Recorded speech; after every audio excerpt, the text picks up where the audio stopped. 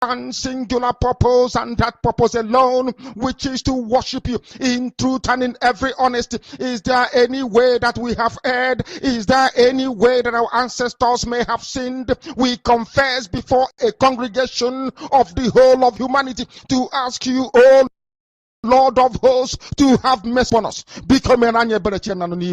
You must have mercy upon us. We have suffered enough. We have been subjugated enough. We have been tortured enough. We have been imprisoned enough. We did not do these people anything. Our only crime is to answer your name. Our only crime is to be born your children. Our only crime is to excel at everything that we place our hands into. Our only crime is to exhibit your glory and your blessing, which manifestedly is upon our lives every blessed day. That is why they want to kill us. That is why the British want to join those of them who don't know you to destroy your creation and your inheritance. You will not allow shame to befall your name. You will not allow the enemies to triumph over the lives of your children, because you created us to exist, to worship, to honor, and to praise you.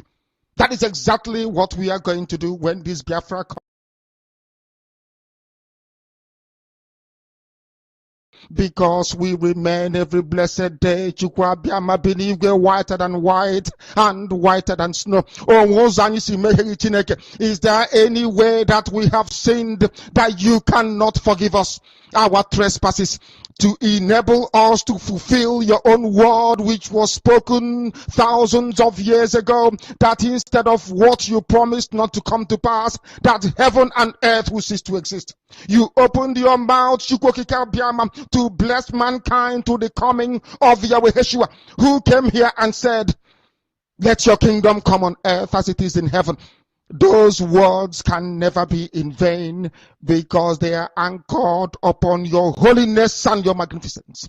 That is why in the end we know that Biafra will come, that these children that we have given birth to all over the world, and their children, and their children, and their children, as long as they give birth to them and they are Biafrans,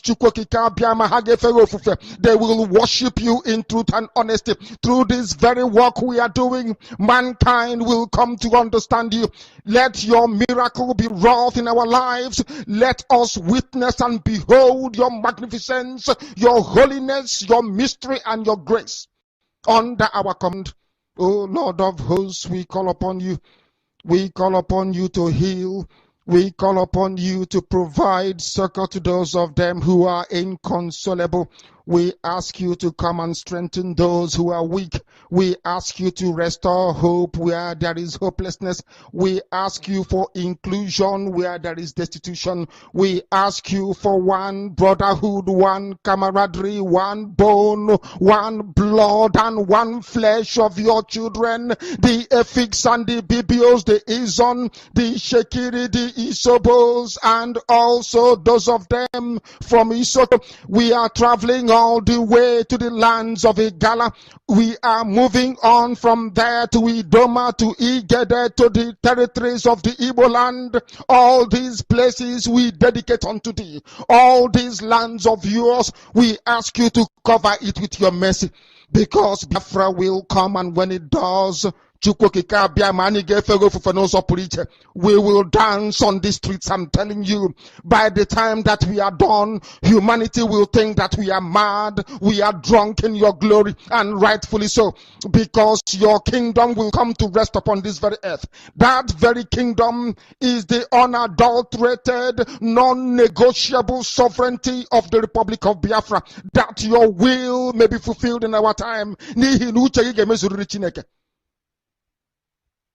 All this we pray, all this we ask for, in no other name apart from that name that belongs to you. Ahadin sosine bigebi rone bigebi. He said.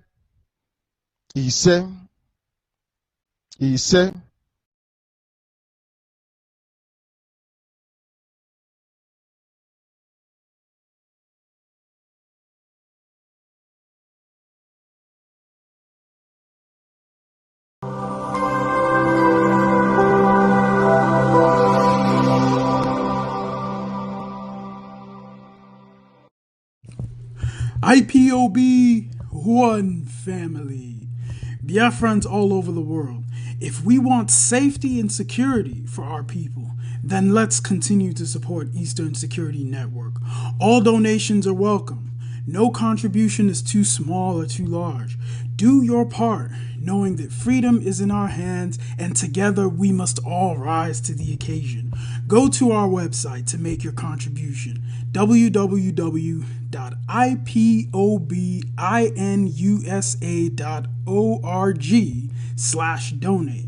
And remember that freedom is not free, but together we restore it. Farm by farm, forest by forest, house by house, and street by street.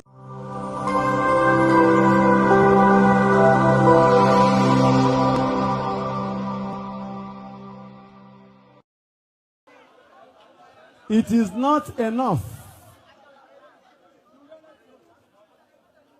It is not enough that we are complaining that the economy of the Igbo land is collapsing because of sit at home. Hello? You may not know the impact of this sit at home issue. It is so painful to any business person. But for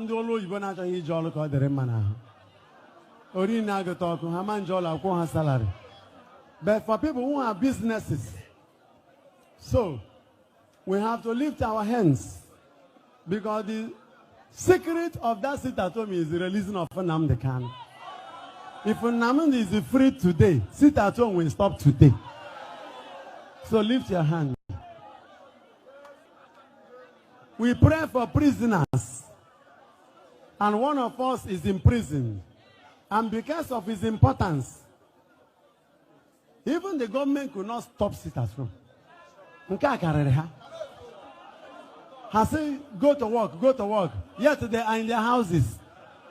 And if they are about to move, they will use about 20 security vehicles around themselves. So we shall lift our hands to pray. For over 3 years now, this is the year Igbo people have farmed. Listen. For over 3 years now, this is the best year Igbo people had farmed. We are thanking our young men who helped to clear the farms from herdsmen disturbances. God will bless you. You may not know what it means.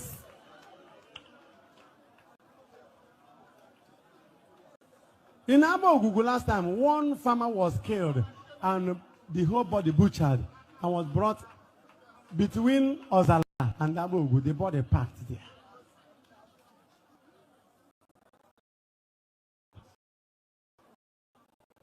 Our farms of God are freed from herdsmen destruction. One of our priests last year, all his farms just messed up. He was crying. This year, he started laughing. So I am thanking our young men. I am blessing the Igbo youths. It shall be well with you.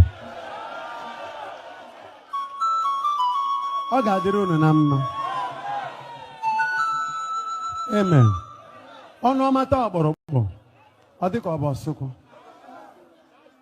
So I wenere Chukwu aka enu. Taa Good Friday mgbasi nwere onwe. Isa anyị na-ekpe ekpere maka nwere onwe nke nwanne anyị Nnamdi. O nwere onwe tata sit at home akwụsata. Nwere onye kwutere na okwu ọ batara ya na mba. Mụ abụ onye izi bịabụrụ ịbịa ka mba. Simon Ekpa wee pịa m ya. Pịa m ya sị na a ga-apịa ba mana gọta. N'ọkwa ugwu ka a na-akwanyere m mmechikwa ọnụ zere ha na sit at home. I went home and meditated on that. It's painful. But it is now a responsibility upon us to pray out. That's our brother. So I went to the Chukwake in Tunisia. Eba bono no ya marana umunne ya wenere ya kenu. Okwanso nuru dewa na banaso. Oye nuru dewa na banaso. Oye nuru dewa na banaso. Inuru dewa na banaso. Nuru dewa na banaso. Nuru dewa na banaso. Oye nuru dewa na banaso. Oye nuru dewa na banaso. Asimi nuru dewa na banaso. Oye nuru dewa na banaso. Nuru dewa na banaso. Nuru dewa na banaso.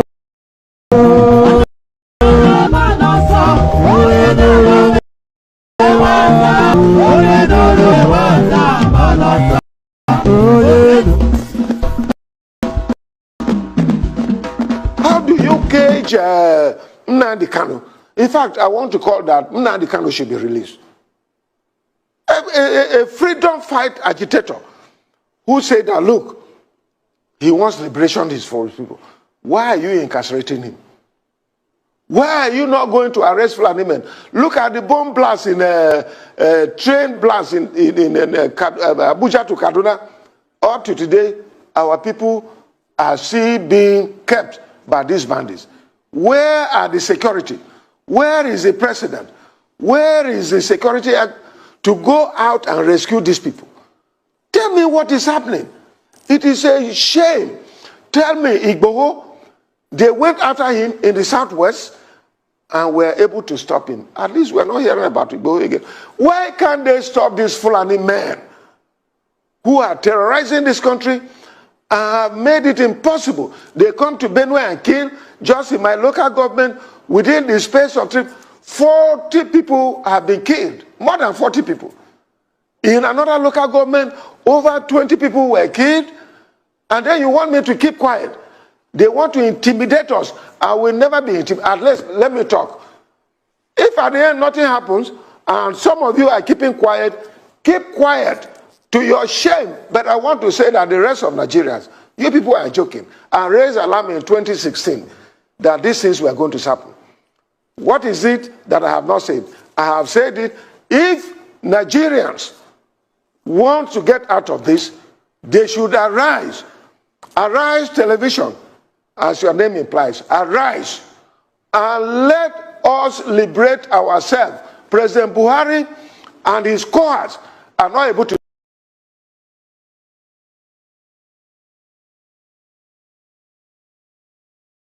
You must listen to her. Of course, you must go and listen to Simon Ekpa, who is doing a very fantastic job. Very great job that Simon Ekpa is doing. Very, very, absolutely fantastic job that he's doing. You must listen to him and share his videos accordingly. Very, very important. He is bringing a new dimension to this very awareness that we are making, and you must listen to him. Very, very important. For anybody who changes his principles depending on whom he is dealing, that is not a man who can lead a nation.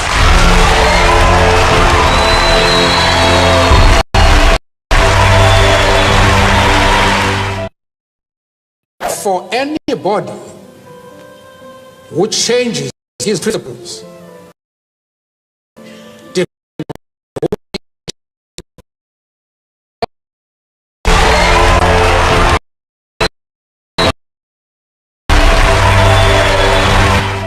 for body which is his principles depending on whom he is dealing, that is not a man who can nation.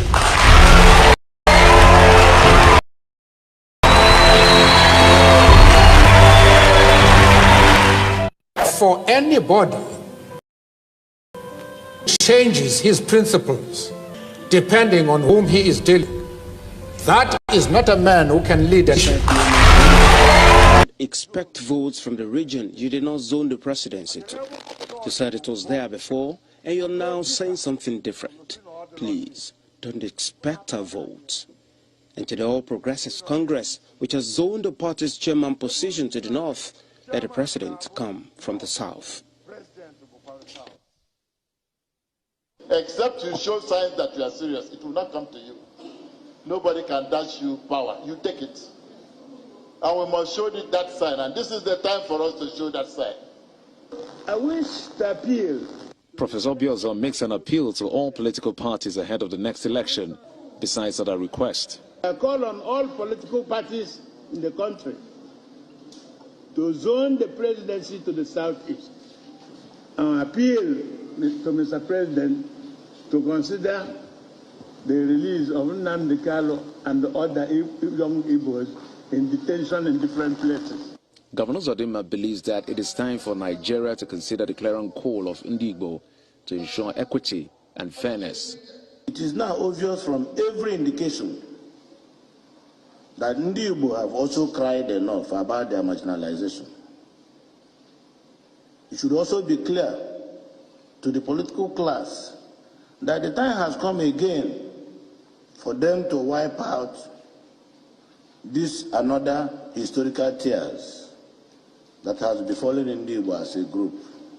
The leadership of Ohanaeze Ndigbo says steps have been taken to ensure that Ndigbos are more united than ever before to forge a united front to enable them achieve their desire in the next election cycle.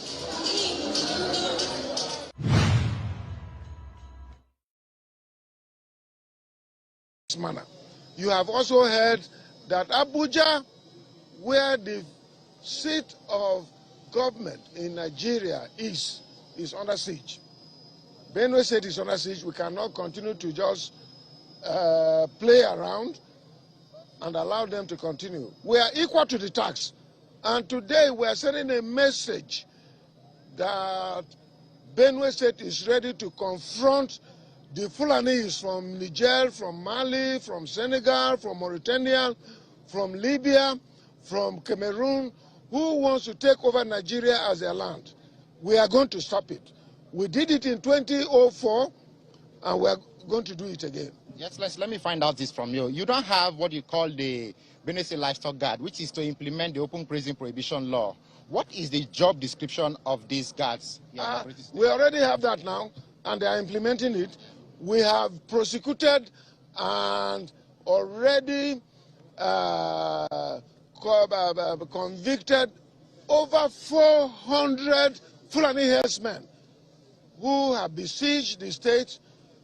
We have impounded over 25,000 heads of cattle. Those who pay fine, we release it to them. And those who did not pay, we were able to auction those cattle. That is what the law says. And so this is another phase of ensuring that we secure our land. We are ready to go with them. I'm ready to go to war with those people who have volunteered. These people are not going to be paid. Those volunteer guards. They are community people who are farmers, who are civil servants, who are traders, who have decided that, look, enough is enough. We cannot continue. We must secure our land. And so I want to assure you that I'm involved, my government is involved, and everybody in Benue State is involved. And that is why you see all the traditional rulers here, all the stakeholders in Benue State, the civil servants are here today. And we are ready to wage war against this evil that is coming against. The federal government, led by the Minister of Interior Abdulrahman Dambazo, met with the Miyetti Allah Cattle Breeders Association of Nigeria in Kebbi State, offering them the sum of 100 billion naira over 2 years to stop the kidnapping in the country. The meeting lasted over 4 hours on Friday as negotiations dragged on, with the association initially asking for 160 billion naira. The minister said that the strategy was part of the steps needed to tackle insecurity in the country as prescribed by the Economic Community of West African States, ECOWAS. The herdsman crisis has risen since 2015 after Muhammadu Buhari became president. Their rampage has spread not only in the north but also throughout the southern zones of the country. The killings by the herdsmen has led them to be tagged the fourth most dangerous and deadly terrorist group in the world by the World Terror Index. The Acting Inspector General of Police, Muhammad Adamu, who was also at the meeting in Kebbi State, added that over 1,000 people have been killed and many more kidnapped in Kaduna. However, he said that this intervention was necessary to bring the criminals to book. The Kebbi State Governor Atiku Bagudu said hosting the meeting in his state shows the seriousness of President Muhammadu Buhari's administration in tackling the security challenges in the country. Responding, the president of the association, Alhaji Muhammad Kirua, said the meeting would serve as a foundation for peace between the Fulani headsmen and farmers and among Fulanis themselves. Roots TV, Nigeria. You must listen to her. Of course, you must go and listen to Simon Ekpa, who is doing a very fantastic job. Very great job that Simon Ekpa is doing. Very, very, absolutely fantastic job that he's doing. You must listen to him and share his videos accordingly. Very, very important. He is bringing a new dimension to this very awareness that we are making, and you must listen to him. Very, very important. Fellow Nigerian, in search of excellence for Africa, my mission remains to create awareness, advance practical solutions, and transform mindsets via case studies. Together, let's midwife deliverance for our race, country, and continent. Please share this video. I am Dr. Israel Noyerem Davidson. Thank you. In 2001, US-led forces overthrew a Taliban-led Afghan government following the 9/11 attacks led by the Al-Qaeda leader Osama bin Laden. For the next 20 years, the US and allies enforced democratic ideals, built up Afghan security forces, and provided operational air cover. The Taliban continued to attacks. Now, eventually, under President Trump, the US promised to pull out if Taliban agreed to stop attacks and hosting terrorist groups. Today, the Taliban militants have declared Islamic Emirate of Afghanistan and overrun most of the country at lightning speed with little or no resistance from the 300,000 US trained and heavily equipped Afghan forces. US general could not believe an army could crumble at that rate. I did not, nor did anyone else, see a collapse of an army that size in 11 days. There'll be many postmortems on this topic, but right now is not that time. It is believed the Afghan soldiers, though diehards, had unquenchable allegiance to jihadist ideologies practiced by Taliban. They were Afghan soldiers by day, Taliban at heart, and Taliban at night. A situation some suggest currently exists in Nigeria too. So Afghanistan was simply handed over to the mullahs to govern based on their shared jihadist ideological leaning.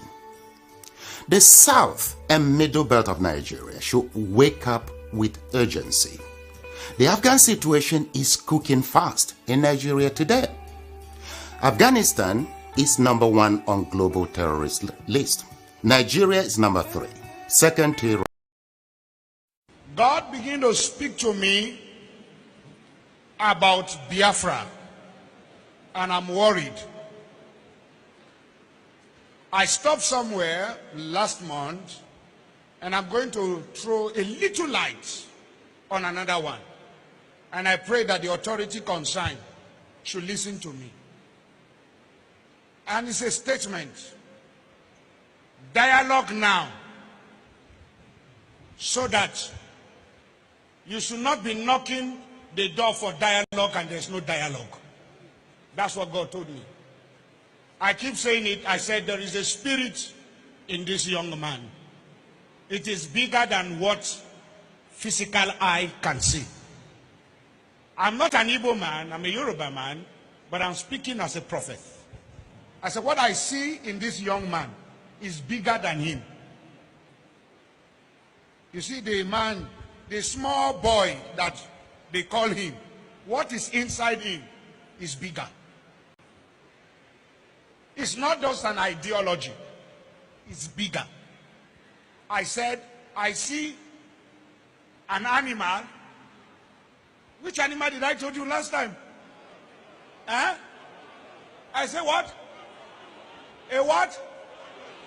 A what? A small puppy. And I say, I see a small puppy going forward. All of a sudden, I saw so many strange wild animals, lion, bear, great animals around the puppy. Then I saw the puppy look back and saw that the animals around him are so many. Suddenly the puppy, what I saw last month is different from what I'm seeing now. The puppy is developing some futures of wild animals. This prophetic word is not to the negative. It's very important. Take the Biafra agitation serious. Dialogue now. Because I see a time, doors are knocked, calls are made. People who are heady are saying we have come down, but these people are not willing to dialogue again. Please, redeeming the time, for the days are evil. Dialogue now. Dialogue now. I repeat it again. I'm not an evil man, but I'm telling you what I'm shown in the spirit. What? I'm seeing great people, important people in this nation coming together and saying, now, okay, we want to sit on the table, let us talk. But the people you want to talk with are saying, it's too late. Please, dialogue now. The days ahead are evil. Dialogue now. This is not a cry of a baby. It's a cry of an adult. I repeat it again. Dialogue now. The Bible said, blessed are the peacemaker, for they shall be called the children of God. Please, every authority, there come a time when a revolution is about to take place. The power of gun, bombs, and bullets cannot hold an ideology. Please, dialogue now. This is not the time of, I have bullet, I have gun, I have bomb. This has nothing to do with bullet and bomb. If you know what I'm seeing in the realm of the spirit, everyone in federal authority should take the Biafra agitation serious. If you are once a founding father of this nation, sit down around the table and listen to your children. Dialogue now.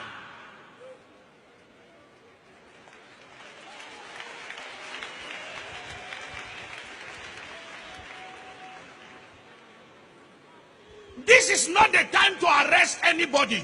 It's the time to hear the cry of the people. Dialogue now. Because it's going to be the last resultant solution at the end. But when you are asking, when the king comes down from his throne and he's saying, I'm ready to talk, and everybody is throwing stone at you, then you will know that it is important to dialogue with honor and prestige and go out and there is peace in the land.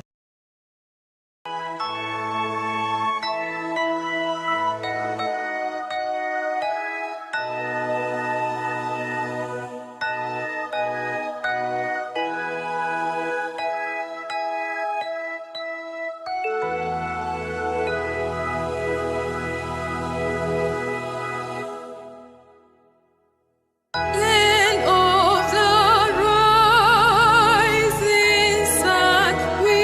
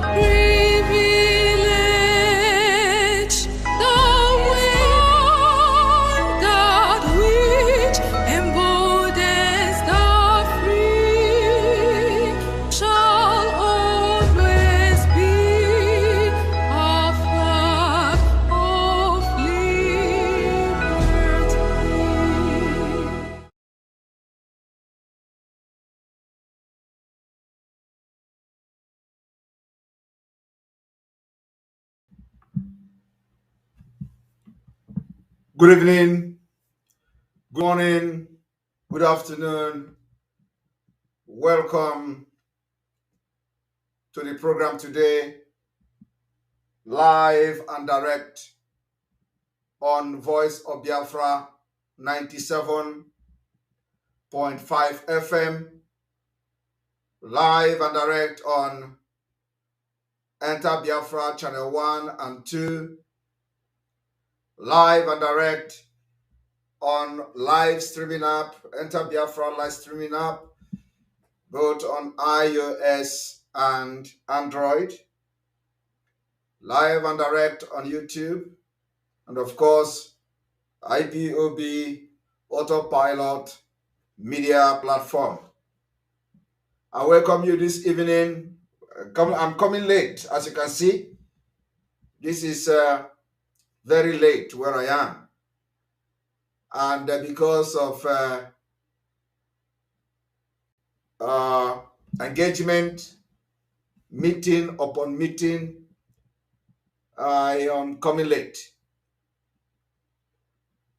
Where our condolences goes to the people of Great Britain. We have just been informed that Queen Elizabeth has passed on. And so our condolences to the people of the United Kingdom. We hope that they can now listen to Biafra.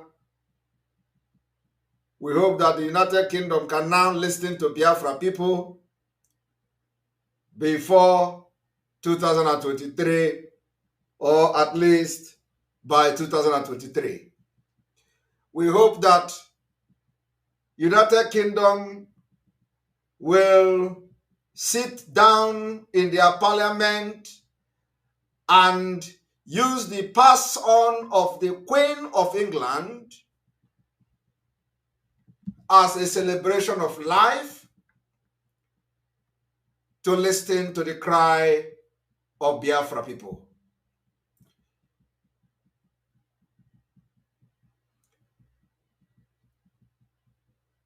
The British supervised the killing of many millions of Biafra children. So, Olusigo,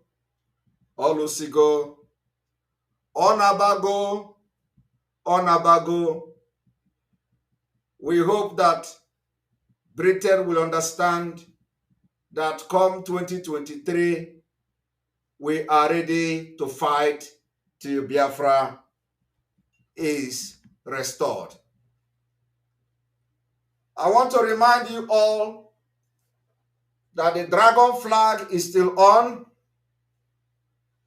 I want to remind you all that those ignorant and the fake Biafrans that are using Biafra name on social media to say they are following P2B, I want to remind you that they are crying. Their cry have not started. I told you people that they will cry. I told you that before November this year, even P2B will back down. I told you people that the people that are shouting P2B only because they hate Biafra, they will all cry. Today, they are crying. Any place you see them on social media, they are miscreant. They are constituting nuisance. They can't argue with you. All they do is to call you scam, 419, this, that. And we have been hearing that kind of thing for many times, many years, and we are not bothered. In the past, these same people were the one who will call Biafra agitators miscreant. Today, they are crying. So we are going to take Osoji, a different Osoji from the head of the dragon. You know that anytime we come in this form. Ihe ga-eme. Anytime we appear in this form, ihe na-eme. I want to inform you today that the criminals in IPOB that we have expelled, those who parade themselves before as the leader or as the leaders of IPOB, the people who expelled the criminals, starting from the Chinas Anworu, Chike Doziem, all of them, the criminals that we have expelled from IPOB. They say they published something called press release. I do not want to be discussing these people, but they keep dragging me. And of course, it is not in every garbage we are going to respond. So they said they made a press release, and in that press release, they said they want to start arresting criminals in Biafra land and prosecuting them. I don't know where they have the government to do that. Of course, we just know that all they do is to seek relevant. So they are putting hand here, hand there, without direction, because they are all criminals and fake. They have come with another one. They say they want to start arresting criminals and prosecuting them. And then I ask myself, the people that don't even have one single village under their care will not arrest criminals and prosecute them. So I want to tell you today that it is not actually they want to arrest criminals. They are the criminals themselves. So I want to tell you today what they plan to do. I want to tell you the plan of the criminals that we have expelled from IPOB. Those who say Mazen Nnamdi Kanu can no longer lead them.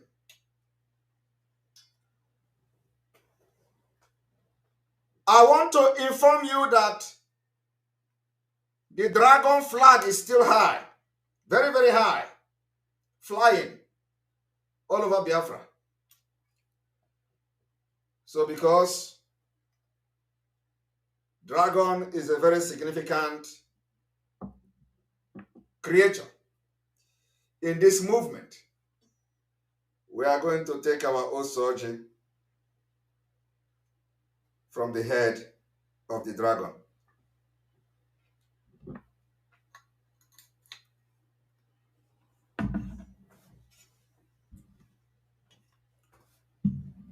Those who say that they are going to bring people, I want you to know that if you go and align yourself with the criminals against Biafra, you will go down.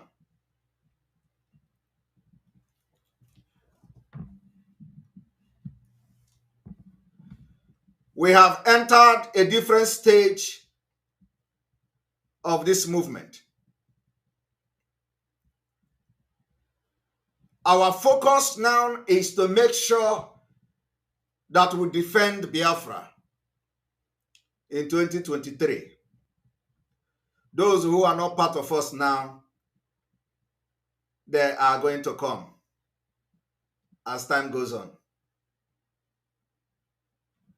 I want you all to understand that we have crossed the Rubicon.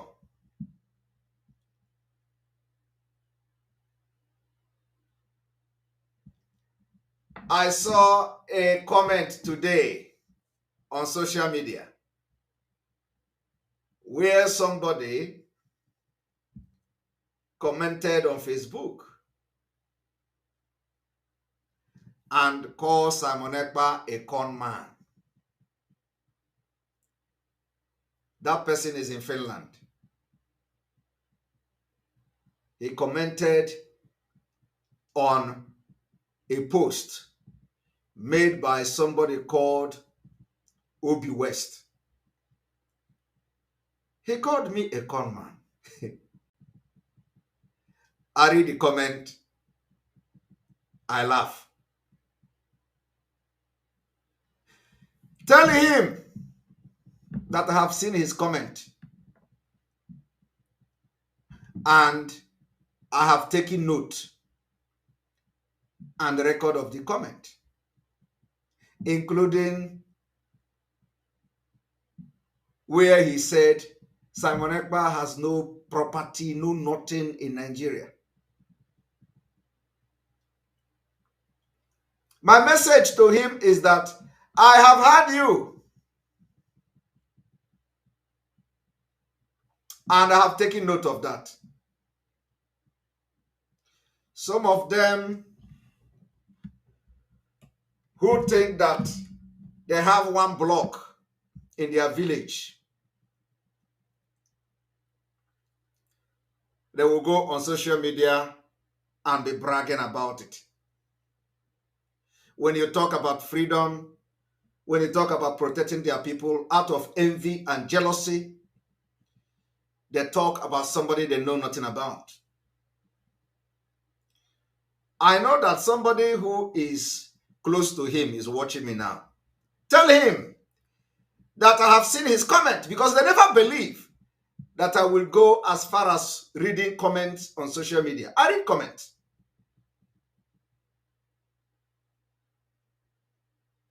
I read comment.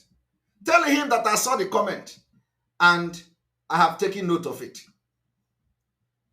But he must stand as a man to defend his word when I remember him. All right. I want you all to understand, like our leader said,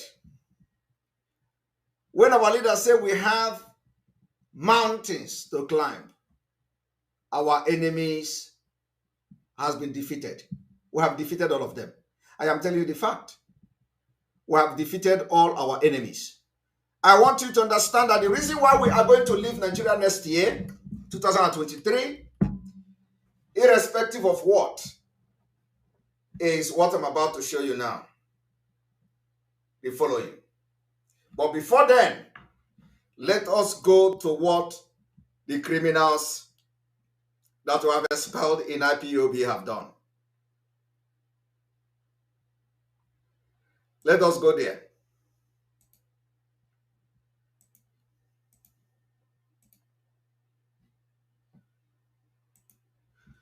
As they are struggling and struggling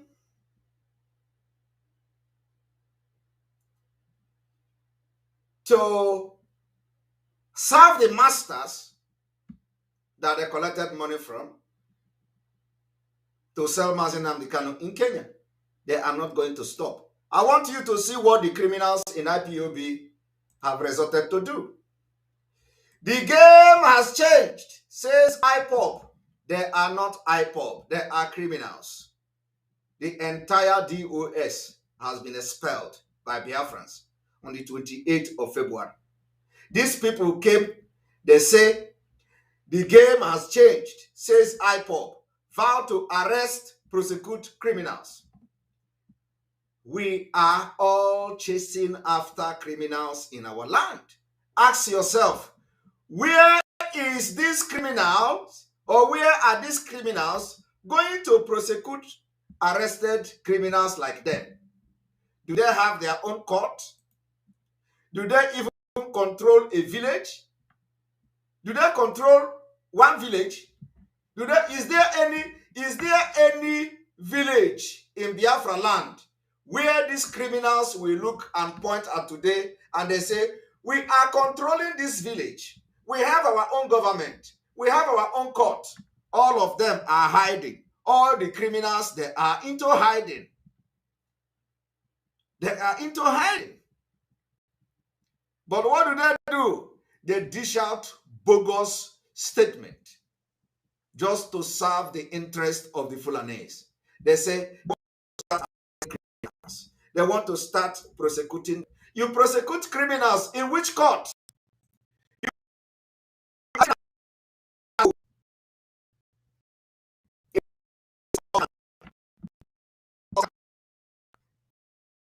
Because they ended their career.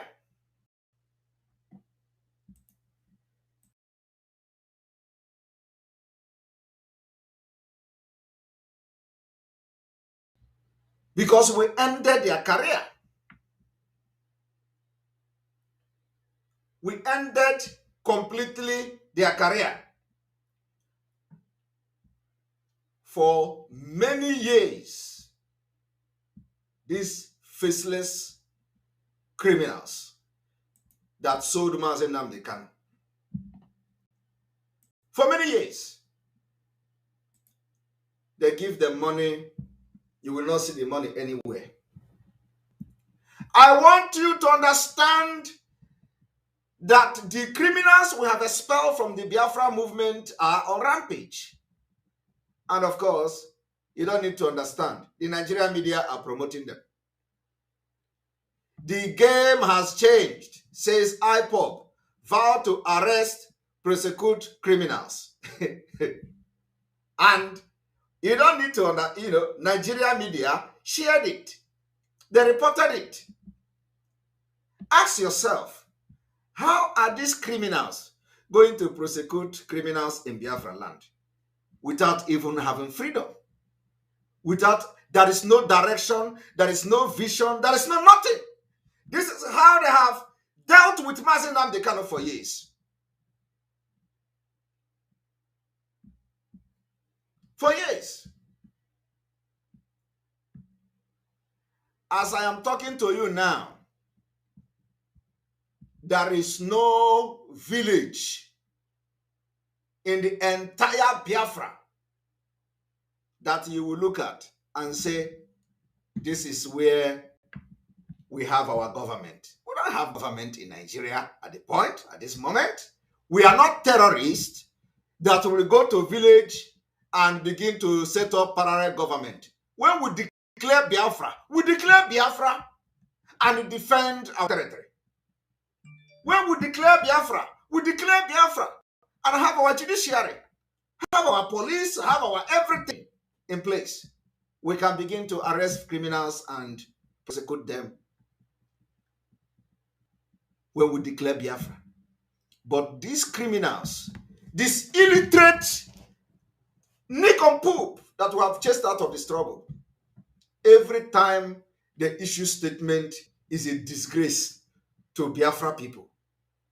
And of course, the people that are sponsoring them, that made them to sell Mazi Nnamdi Kanu. Now, we have been able to make the kidnapping of Mazi Nnamdi Kanu worthless. Very worthless. They continue to gallivant, looking for who to bring to Radio Biafra, looking for who to bring there to come and talk and tell you, of course, those who listen to them, that, oh, this is the people you should listen to. Somebody have to come to tell you, listen to them.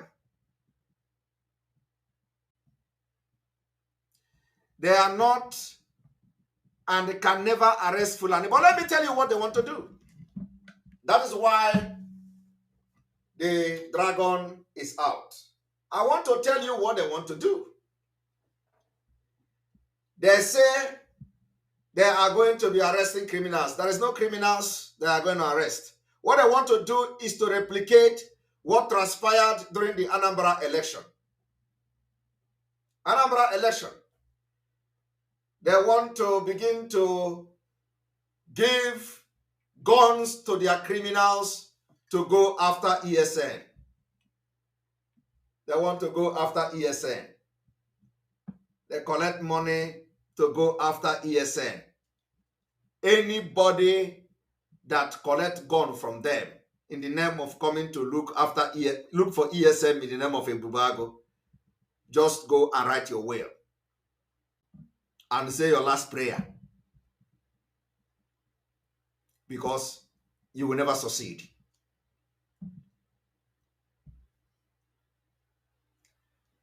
Everything in Biafra land will work against you.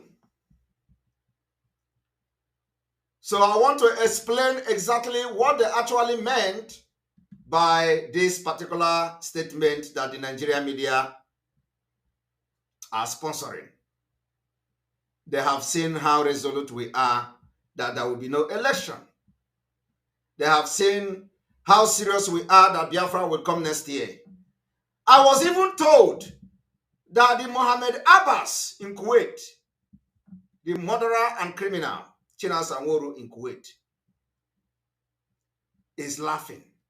How can somebody who is not even, who have not even spent years in the struggle will come to say Biafra is coming next year? Don't listen to him. It's not possible. Biafra cannot come next year. These are the people who have collected your money for years in the name of fighting for Biafra freedom. As I'm talking to you today, there is nothing to show for it. Absolutely nothing to show for it. And when we stop them from getting that money, they are all running mad. They hear the autopilot to say that Biafra will come in 2023. They are panicking and they are crying. And you ask yourself, what is then their problem? For many years, they shout Biafra. When somebody comes to say Biafra is coming, they start cry. They cry like babies. They pray, the Biafra will not come. Let the Biafra not come so that you will shame Simon Ekpa. Oh, Biafra must not come. We are going to fight against the ESN so that Biafra will not come. Come and fight ESN. If you have the balls. Agabapelunu movie. Of course, you know what? You know the python you fed. You feed the python. The python has grown. Come and fight ESN. So I want to inform Biafrans today, for those of you who are going to become victims, they will come and tell you, come, we are recruiting ESN, because you know they continue to parade themselves that they're still in contact with ESN. They have nothing, absolutely nothing to do with ESN. But some of you will be deceived. Oh, come, we are recruiting. Come and take oath. Your oath you are taking from these criminals in DOS, expel DOS. The oath you are going to take is the oath you are going to use to fight against ESN. Is the oath you are going to use to cause chaos. So the oath will first of all strike you down. Nihogo. Nihogo. Unugada.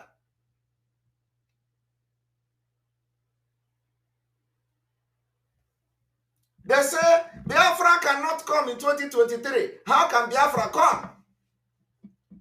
And so you are going to be person they are going to use to come to disrupt ESN. You will go down.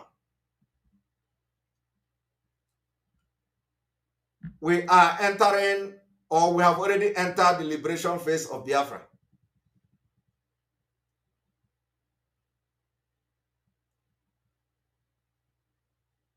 So the question I want to ask you, if you go to northern Nigeria, the bandit there, they have set up the parallel government in the north.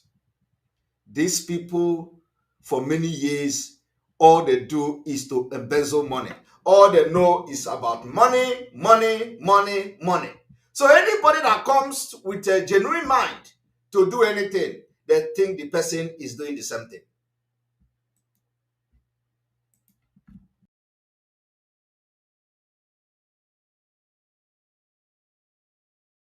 The person is doing something.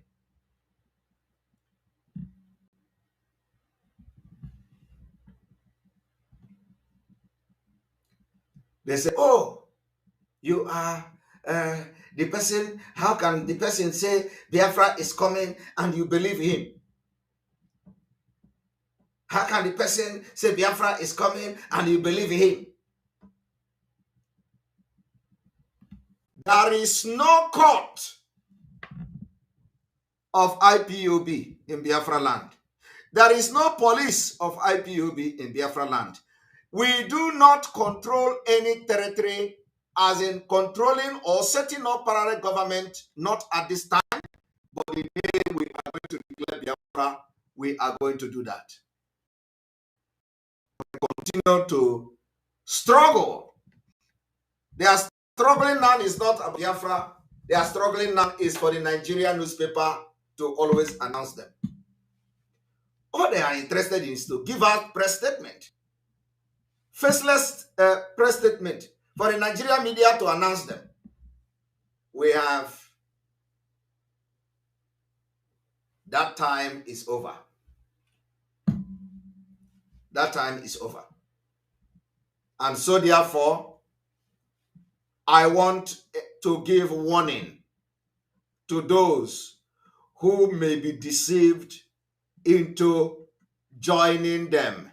Soludo said, the repentant one have joined and they killed the double lion. You hear the story of how they killed the double lion? If it is military, Nigeria army, that killed double lion, it would have generated a lot of backlash. Believe me, just like Ikonso, it would have generated a lot of backlash. So what do? The Soludo government and the sellout Fulani servers and stooge in Biafra land have decided to use you that will be recruited to fight against ESN. The military don't have the might again. The military don't have the power again. The military don't have even the morale again to fight Biafra people.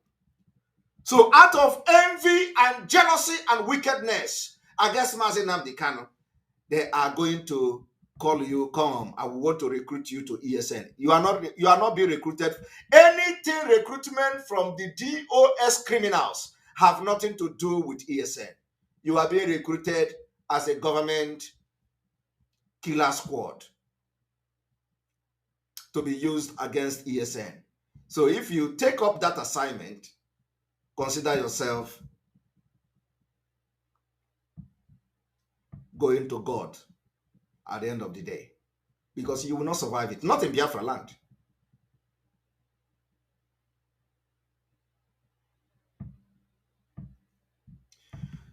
Let us now focus on the Fulani and the Nigeria government, how they roll. Before we go into this exposition, I want to give a background of what we are trying to avoid. So come with me to this journey of exposition to know what we are trying to avoid and why we must leave Nigeria as soon as possible.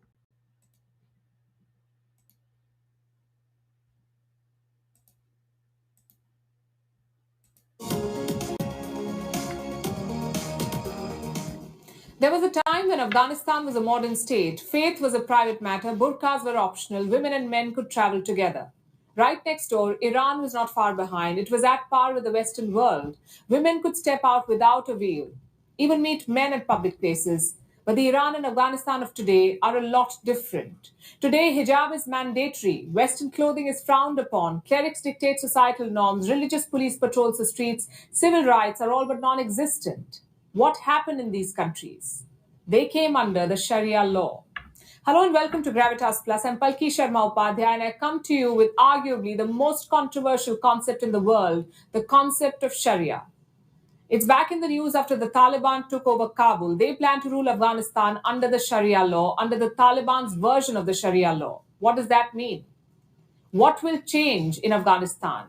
What place does the Sharia have in this day and age? How many people in the world follow it? Why is it so controversial? Why does the world fear it will take Afghanistan further back in time? We've spoken to a lot of scholars and experts to put this report together. We'll try to answer all these questions, starting with the first question: what is the Sharia? To many, the word conjures horrors of hands being cut off, of adulterers being beaten, and women being oppressed.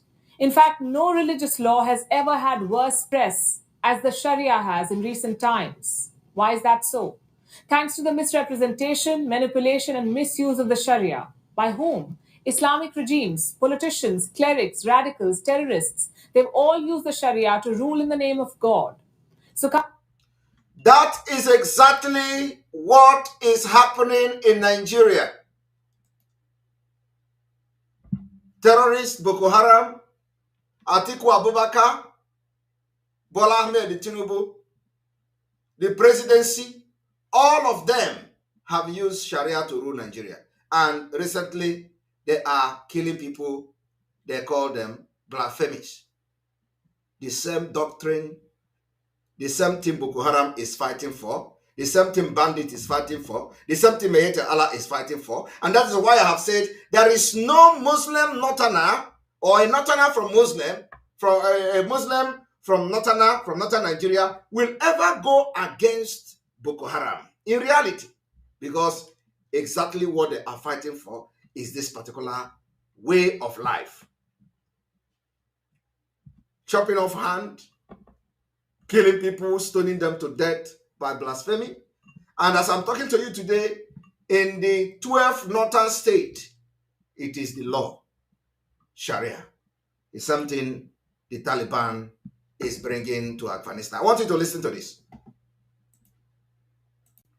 coming back to the question, what is the Sharia? Well, there is no clear definition. Different people understand and apply the Sharia in different ways. But if we put the broad concepts together, this is what a definition would sound like. The Sharia is Islam's legal and spiritual system, both divine and philosophical. Divine because it is said to be God's will for humankind. Philosophical because it is based on the human understanding of what that divine will is.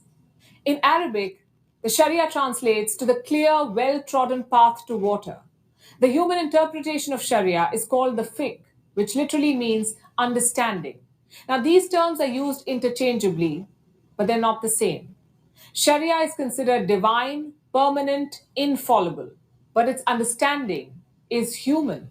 It's a set of rules put together by Muslim scholars over the centuries. These rules have been drafted and applied to suit those in power.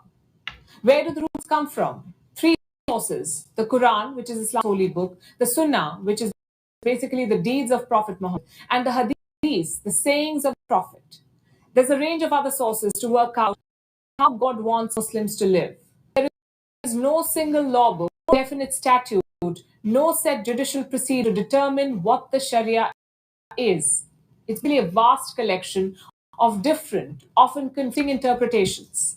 These interpretations gave birth to 5 schools of thought, 5 legal schools of Sharia. And you must know this. There are different kinds of Sharia, you would say. Hanbali, Maliki, Shafi'i, Hanafi. These 4 belong to Sunni Islam. The 5th is a Shia version of Sharia. It's called Jafri. All 5 of them are named after theologians and jurists, the men who interpreted Islamic texts. Hanbali school is the smallest and strictest of them all. Primary source is Saudi Arabia and Qatar. It also has significant followers in these countries. The Maliki Sharia relies mostly on independent understanding of the Quran. It is predominant African nations, the whole of West Africa, along with Chad, the Sudan, and Kuwait. The Shafi school of Sharia relies on consensus over understanding of the Quran, and this is where it followed. East Africa and Southeast Asia, in countries like Somalia, Eritrea, Ethiopia, Lower Egypt, Djibouti, the Maldives, Indonesia, and small communities in Malaysia. We have the Hanafi school, the earliest, the most flexible version. It relies on consensus and independent reasoning. The Hanafi school has the largest number of followers, approximately 1/3 worldwide. They live in Turkey, Jordan, Lebanon, Egypt, Afghanistan, Pakistan, India, and Bangladesh. And then we have the Jafri school of thought, followed only by Shia Muslims. It is enshrined in the constitution. It also has a lot of followers in Iraq and small the world over. So we have 5 different versions of the Sharia. How are they different? Not in terms of faith, but in their practice. They're in how they pray, how they resolve legal matters, how they settle marital disputes, how they deliver punishment for certain crimes. And this is understandable because no religion is uniform. But the problem begins when religion is mixed with governance.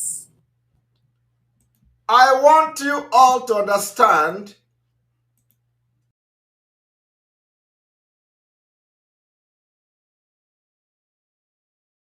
when religion mix with governance.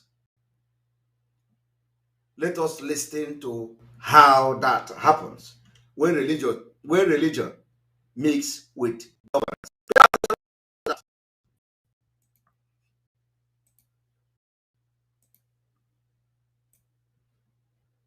When religion mix with governance.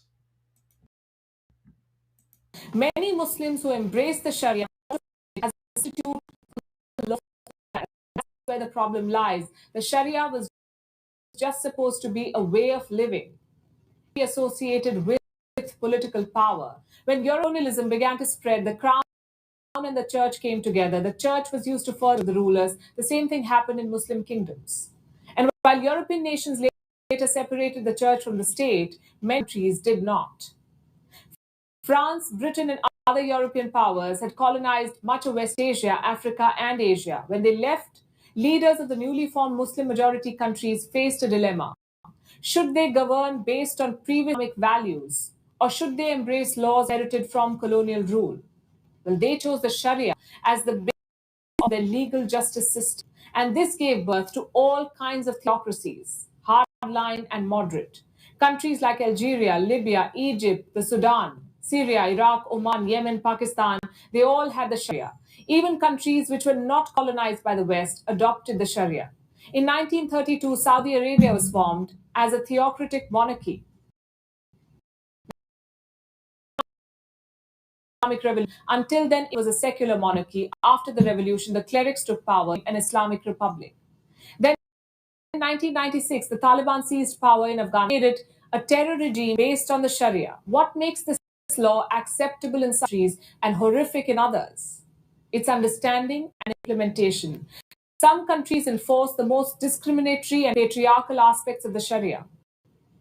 They selectively picked certain verses from the Quran and legalized draconian practices like polygamy, talaq, genital mutilation. They also enforced rules that had little or no basis in Islam. Research shows that most of these punishments were not sanctioned in the Quran, they were not practiced by the Prophet. Yet today, they've been made the highlights of the Sharia. They're being used to dictate daily lives of Muslims the world over. A lot of the followers do not understand this. They just stubbornly uphold ignorant and unjust practices. The biggest victims of this are women. Does God judge differently based on gender? For many clerics, it does. Despite the fact that women worked and fought alongside the Prophet. In some countries, women cannot step out in a abaya or a veil, but men can dress the way they want. Women cannot stand for president, but men can govern for a lifetime. Women cannot choose to have an abortion, but men are allowed to have 4 wives. Women cannot travel without a male guardian. Women cannot drive. Women cannot retain custody of their children after divorce. And they receive half of what is awarded to their brothers in inheritance. The list of restrictions on women in the name of God is appalling. And the Sharia's misuse does not end there. It is cited to justify what they call the conquest mindset, to wage wars in the name of Islam, especially by terror outfits who portray themselves as more faithful than other Muslims. They use religious scholars in their ranks to make finely crafted arguments, to use religion as a pretext to perpetrate violence. They exploit people who have little understanding of Islam. They recruit them as foot soldiers to fight their politically motivated wars. Some join them in the name of faith, some in the name of their land, some for a good paycheck, and some because they're just murderous. But this is not the Sharia. Let me tell you something else. A lot of damage has been done in the name of religion by people from all faiths, by people from all cultures. That's true for the Sharia too. Yet it remains a way of life for 1.8 billion followers of Islam in more than 57 countries. Does that make it acceptable? Who decides? And in which form? Here's what I think. All things, including religion, must evolve with time. If some practices are outdated, they must end. Religious law may not have a place in modern nation states governed by a constitution. If the Sharia's interpretation and practice clashes with today's way of life and social structures, then perhaps it's time for revision and reflection rather than resentment.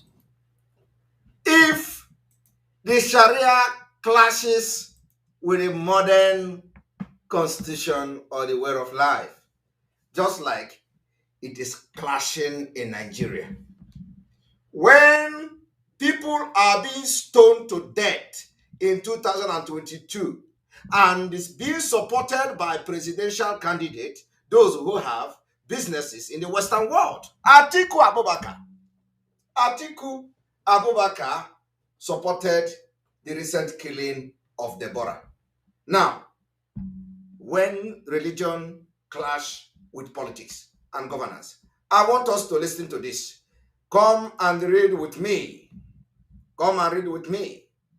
I want you to understand the injustice that is happening in Nigeria and the reason why Biafra is breaking away next year, 2023. And we are going to fight. I am saying it now so that you will all be getting prepared and ready. Now,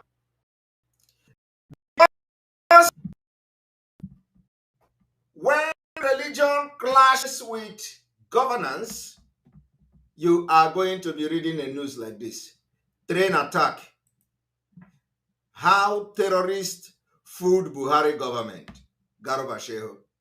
Because the terrorists are the same ideology with the Nigeria federal government. That is why they can give the terrorists the hand to fool them. And they come to Nigerian news media to inform you the malus, to inform you the P2Bs that terrorists fool the government. Terrorists fool the #1 citizen of Nigeria. Terrorists fool the government. If a terrorist can fool them, you can imagine what is going on behind the scene. So let us read how the terrorists fool them. They say the terrorists who attacked the Abuja-Kaduna train in March and abducted scores of hostages fooled the Nigerian government. Entire government of Nigeria, they are not ashamed to announce that terrorists fooled them to meet its demand, but failed to release the hostages as promised. A media aide to the president, Garba Shehu, admitted during an interview. Yet, these criminals are fighting against ESN. They said, Mr. Shehu told BBC Hausa, you know, that is where all the truth from the northern Nigeria, if you want to, of course, you cannot speak Hausa now, you don't hear Hausa. So those who don't hear Hausa, far to you. You must hear Hausa to be able to know the truth of what is happening in Nigeria. Some of you are no longer, you can't hear Hausa, you don't know what is going on. So they will always go to BBC Hausa and tell them the truth because they are not talking to you. They are talking to northern Muslims. They are not representing Nigeria. They represent the northern Muslims. Now, they say, Mr. Shehu told BBC Hausa, he did not tell BBC Pidgin. He did not tell BBC Igbo. He did not tell BBC English. BBC Hausa, as if everybody in Nigeria understands Hausa.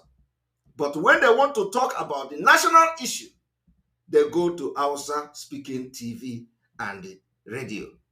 The day Mazi Nnamdi Kanu was abducted and renditioned to Nigeria, the same thing they did. Malami started addressing Hausa people because he forgot that Nigeria, they don't speak Hausa. Hausa is not official language of Nigeria. But Malami was addressing Hausa people. Now, Mr. Shehu told BBC Hausa that the government met the demand of the terrorists. Ask yourself, what is the demand? Which includes the release of their wives and children from custody. But the terrorists failed to meet their own side of the deal. They released the wife and children from the custody. Mr. Shehu said one of those released was the wife of one of the leaders of the terror gang who recently gave birth to a set of twins at a health facility. Terrorists demanded they gave birth to health facilities. The government also released 7 children of the members of the terrorist gang as demanded, but they reneged in releasing the train passengers, Mr. Shehu said. You can imagine what is going on. After the relatives of the terrorists were released from custody, the government flew them from Adamawa, where they were detained, to handed them over to the terrorists. Despite this, Mr. Shehu said the terrorists refused to release the train passengers. Instead, they asked for ransom. Are you hearing? They know where the terrorists are. They handed the women over to the terrorists, yet the terrorists wanted for ransom. Mr. Shehu said the government is unwilling to pay. Added that 31 of the passengers are still being held in captivity despite the effort of the government in meeting the demand of the abductors. I want you people to understand the impunity that is going on here. It is not easy. Terrorists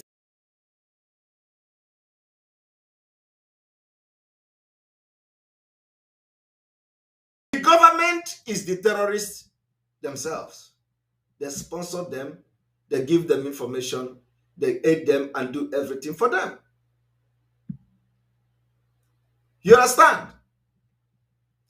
It didn't end here. It didn't end here. Let us read.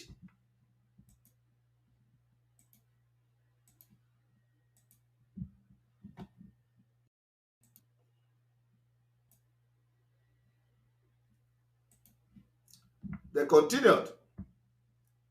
The hostage who were released reportedly paid millions before they were released.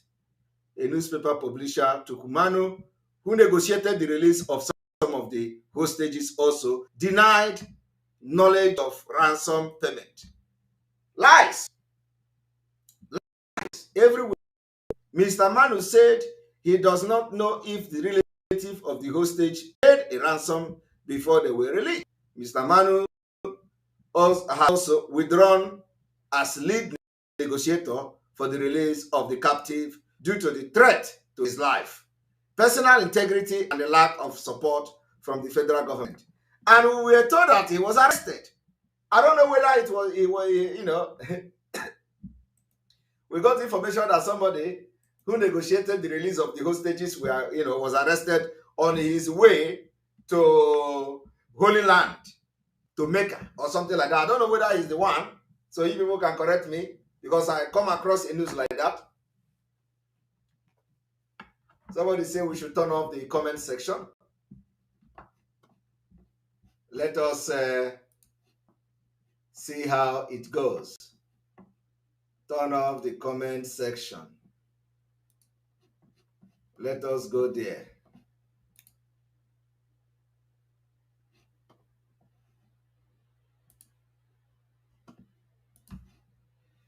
Because the interruption is too much with this spam comments and others. Here we go.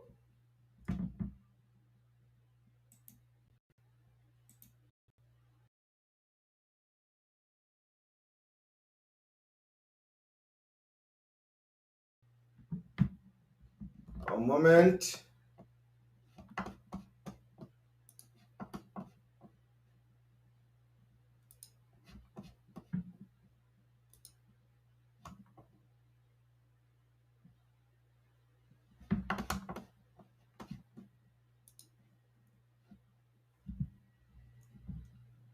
Here we go.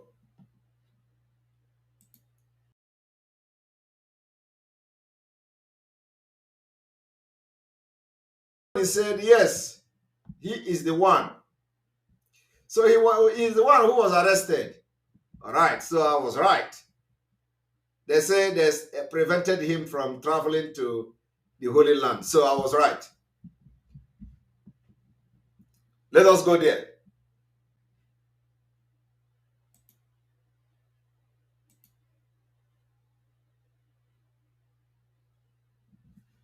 As the jihad continue, I want you people to understand what is going on. They are building empire. They are building the empire. If you don't know that, you know it now. Nigeria, the oil in Nigeria is in Biafra land. But look at, Nigeria signed MOU to import fuel from Niger Republic that do not have gas. Niger Republic don't have oil. This Fulani government laid pipeline from Niger Delta all the way to Niger Republic. They built refinery in Niger Republic, and they are going to be buying fuel from Niger Republic that don't have oil. After they did it, they called Tompolo, and they made agreement with Tompolo and gave Tompolo oil pipeline contract as a guard. Tompolo is in the Niger Delta. They laid pipeline under the watch of Tompolo, and that pipeline goes from Tompolo's domain all the way to Niger Republic. And from Niger Republic, Nigeria will now buy oil and gas from Niger Republic, and Tompolo will be the one to guide the pipeline. Are you seeing the, are you seeing the thing? I want you people to understand that anybody that did not support Nigeria disintegration or Biafra coming to 2023, you are not a human being. You are not a human being. Let us read it. Nigeria signed MOU to import fuel from Niger Republic. Their own fuel, Nigeria own fuel, to be imported from Niger Republic. The fuel will leave Niger Delta, go to Niger Republic through pipe, and then after that, the money goes to Niger Republic, and they will buy the fuel, and they will now, the economy of Niger Republic will, because they want to use this, you see, the reason why this whole thing is happening is that I want you people to understand one thing. The initial plan. The initial plan is to take over Nigeria, and their target is in the oil-rich region of Niger Delta, as they claim. And that is why America say terrorists are looking for safe haven in Nigeria. That what they want is to lay their hand on the natural resources. And if that happens, America will be under serious threat. European Union will be under serious threat if the terrorists succeed in taking over the oil. Now, that is not happening because of the agitation for Biafra. So what do they do? They say, don't worry, we know what to do. Is it not the oil? We are going to lay pipeline from Niger Delta to Niger Republic, and we don't care about you anymore. The oil will be going through the pipeline and will appear in Niger Republic, and we don't have business with you in Ijaw land anymore. All they do is to carry stomach and walk around, carry gun and AK-47 to demand for pipeline guard. It's unbelievable. So let us read exactly how this MOU come to stay. Look at them. Nigeria government, through the Ministry of Petroleum Resources, has signed Memorandum of Understanding with the government of Niger Republic for petroleum product importation. Their own product, it is all to empower Fulani nation. According to a statement released by the ministry Suraz refinery in Zinda, Niger Republic, has an installed refining capacity of 20,000 barrels per day compared to the nation's 500 BPD domestic requirement. Are you hearing it? They are telling you now that Niger Republic refinery have capacity to refine blah, blah, blah. And this is Nigeria. Nigeria, the same Fulani government built this refinery in Niger State. You should ask yourself question. Why is Niger Republic building refinery? Do they have fuel? Do they have gas? The answer is no. Nigeria Fulani government built it. It is all to build the Fulanization of Nigeria, and they are connecting it. I want you to understand the impunity that is happening. Biafra land have nothing to show because Fulani have taken over everything. I want you to understand that it didn't end here. In every sector of Nigeria economy, we are being disenfranchised. Do you want to know about passport? Do you want to know the situation of passport? Let me show you. Some of you don't know what you are into in Nigeria. So we need to be making this exposition for you to understand the reason why you must get very angry and support Biafra come 2023. That is the reason why I'm doing this. Nothing else. When it comes to passport, Nigeria passport, Northern Nigeria pay lesser than you from the South. The country is divided. They favor those with Sharia. They favor those who have accepted Sharia law.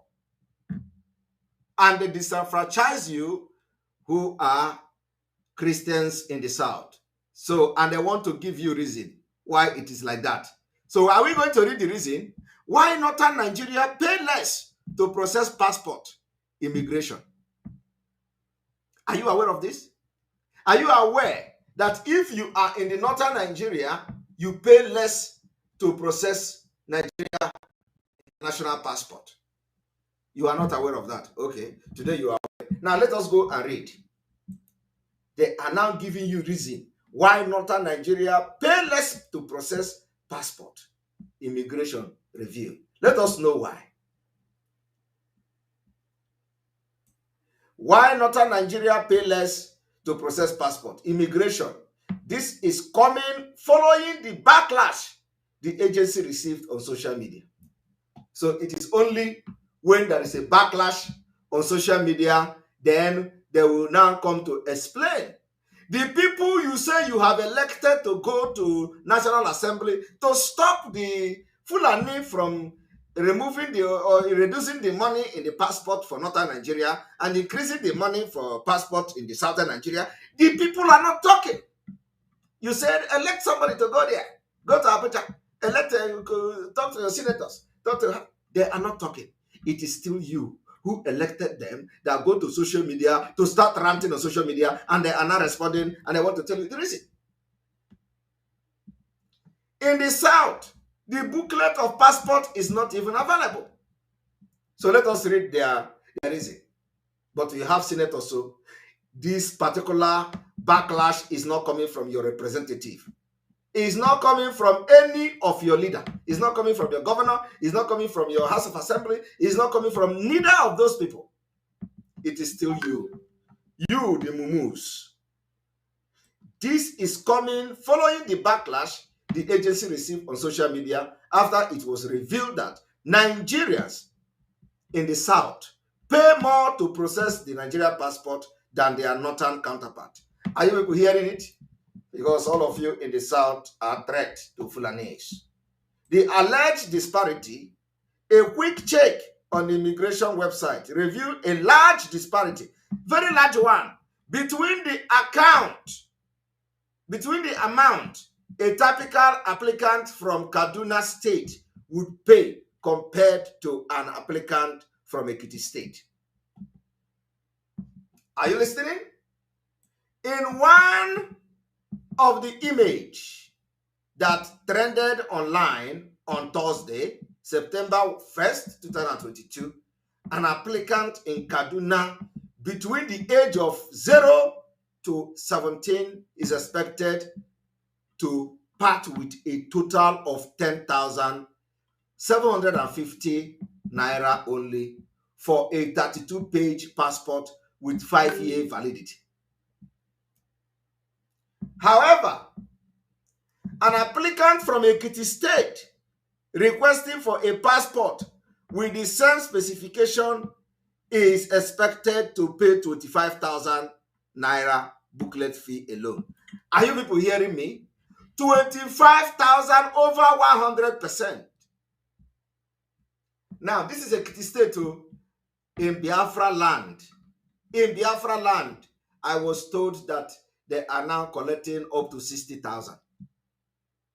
Please, at least somebody told me that the passport now in Biafra land is up to 50, 60,000. That is if you get, they don't even have the booklet. So I want people that are watching me now to comment and tell me how much did you hear last time that the passport? 62,000. Thank you very much. In Biafra, these people did not compare Biafra. They compared the Ekiti State. In Biafra, it is 62,000. It's already a very wicked economic jihad. This is the one you know. Somebody say, I pay 70,000. I am telling you, up to 70,000. But in the northern Nigeria is 10,750. And you say you are a Nigerian, and you are supporting P2B, and you say you are from the south. So P2B will now go and say, okay, North should be paying 70,000 if the Biafra people are paying 70,000 for passport. And it is going to go through the whoever that is making the law. The question you should be asking yourself, where are your leaders in the southeast and the south and in the entire southern Nigeria? Where are those leaders? Those who say they want to bring change. Those who say their party, you must vote their party. Where are the governors? For them to come and tell you and explain to you, how can you be in the same Nigeria and the price is over 1,000% in some region? In Yoruba land, 25,000. In Biafra land, 60 to 70,000 for the same passport. Have you seen it? So when we say we are going to fight them next year, go and if you are not ready, just leave Biafra land so that we are going to fight. And after we finish fighting, you come back and face your fine. This disparity cut across several states in the north and southern part of the country, as seen in the screenshot circulated online, promoting allegation of discrimination by some Nigerians. Immigration now replied, reacting to the development of the NIS in a series of tweets on its official Twitter page on Thursday, explained the cause of the disparity. So let us hear the cause of the disparity. The statement credited to the Comptroller General of the agency, Issa Jere Idris. Did you hear the name? Did you hear the name of the Comptroller General? The name is Issa Jere Idris, a Fulani. Described the allegation of discrimination as laughable. Are you hearing me? This allegation is laughable and pedestrian because the agency doesn't consider the applicant state of residence before issuing passport. That is the response though. Let us read whether there is anything very important, whether they are going to say we are collecting this amount or not. He said the reason for the difference is in price was because the Nigerian immigration is currently running two passport regime concurrently. God. They are running two passport regime. So why are they running a different passport regime in the south? Electronic passport and enhanced electronic passport. Chineke. So for that reason, which one is the South using now then that make it 60,000 in Biafra land? Which one are you using in the South that make it 70,000 in Biafra land? Which one are you using in the South, the Yoruba land, that make it 25,000 in Yoruba land?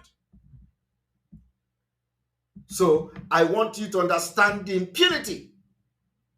The agency explained that why some passport center like Ikoyi, Festac, Kano, Port Harcourt, Gwagwalada were immediately migrated to the enhanced electronic passport regime.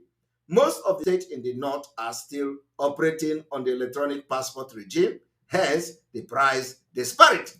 You want to do something in your country, and it is available in some places, and then it is not available in some places, and then you are bragging about it. You're giving it as an example. So if it is not spread across Nigeria, why do you unveil it? By the way, did you people notice that since we restricted the comment section, that this broadcast has been stable? I just want you to, to notice that. Some of you watching me, I want you to notice that since we restricted the comment section to only members, did you notice that you have not asked me to refresh? I want you to comment, our Zoo alumni. Do you notice that you have not asked me to refresh?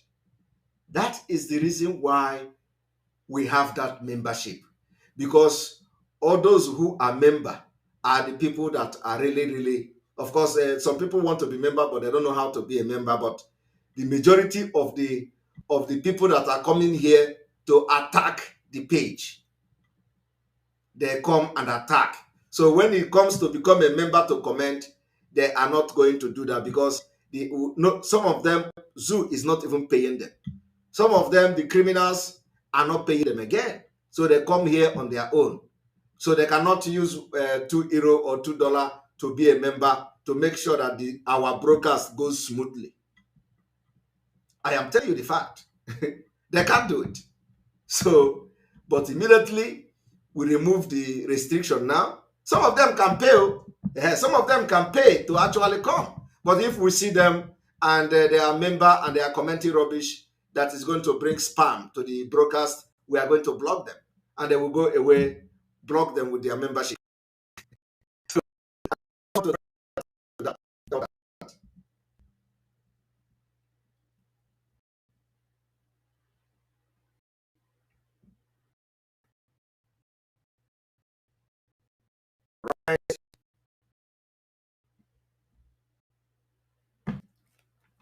now it's like immediately about it, they send the Google from Google. It's like they are watching and listening to me, because immediately I'm talking about it. I even will say magic. Let me juju me that.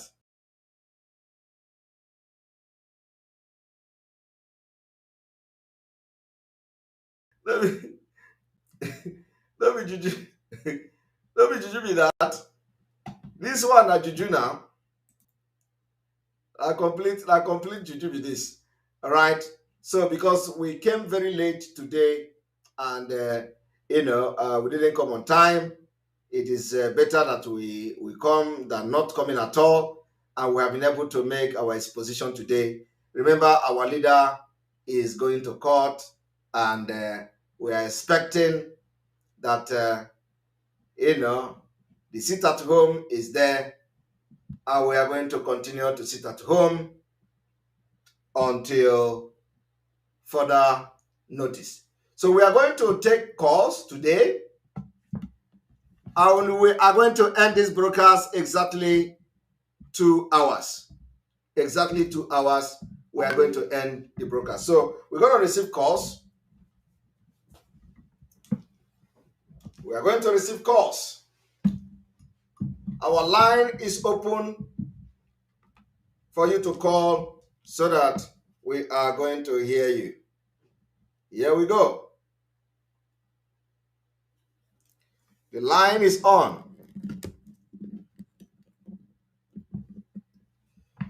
There we go. We are receiving calls now.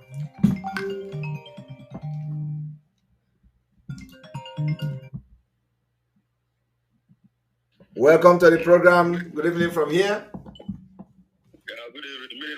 Good morning from here. Good morning. Welcome to the program. Any question?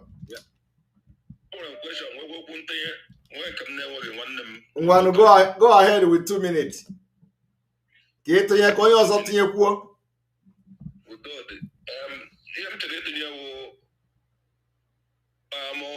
Onye mfoju akpa amamu Peter Obi nwanza nọ na-akwụ elewe ya ọ dịka aka nne ya ya okwu nwere gwa Peter Obi nwanza nọ na-akwụ elewe ya ọ dịka aka nne ya.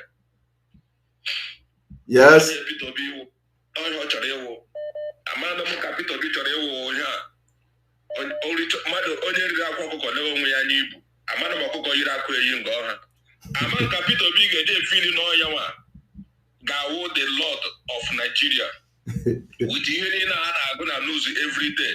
Insurgency. With insurgency. As if I'm saying, Ere Promani, Ebruwai Nubo, okay, like every play. See what happened to the Enugu Zike. Fulani cow. Eating cross of people in their farm. That's vegetable. Life was small. Yeah, we saw. Yeah, I saw it. 2 weeks or 2 months cross the wine in the mad crow. Wine is simple crow, that thing, Obama, all these things, the people big are here, everybody know that GDP. Everybody people be on GDP Nigeria. I'm a people be with the GDP. Oh, why is simple agro? I'm a people be this idea, all pretending brain of GDP. Of course, Aya Crush going to handle. Thank you very much. Let us give another person the opportunity to talk. Because even I want to say one on here now. When those are coming,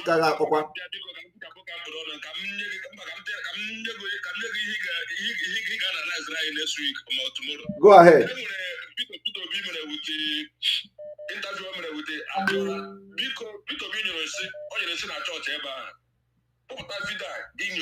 With Onya? Okay. Okay. All right. Don't worry. Don't worry. I will get it. So, okay. Go chana. Konyo zabata.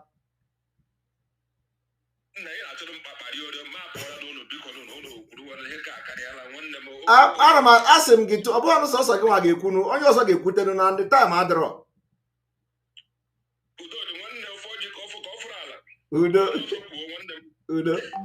All right, Anthony, great. Thank you very much for your super chat. We appreciate you. MSA, do you know that P2B is putting the lives of Biafrans at risk by participating in this fraud called selection? Of course, and that is one of the reasons why we are not going to, allow anything like that to happen. Kinsley, Obidimma, welcome to the Bronze Fan membership.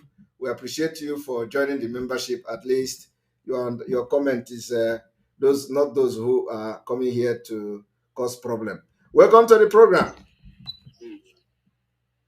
Yes, good evening, sir. Good evening. Hey, thank God. Thank God. Hi. Because it is. Hey. Oh yeah, talk. You have 2 minutes.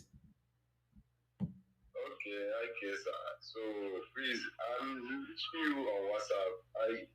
I want to tell you that I want to send for the CV application, but I'm sending message, but you are not receiving message on WhatsApp.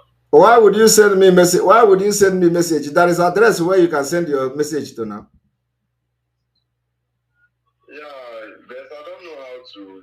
How can you not know how to do it? The email address is there. So go to the email address that attached to the thing and send it there. Thank you, sir. All right. Thank you. All right, you're welcome to the program.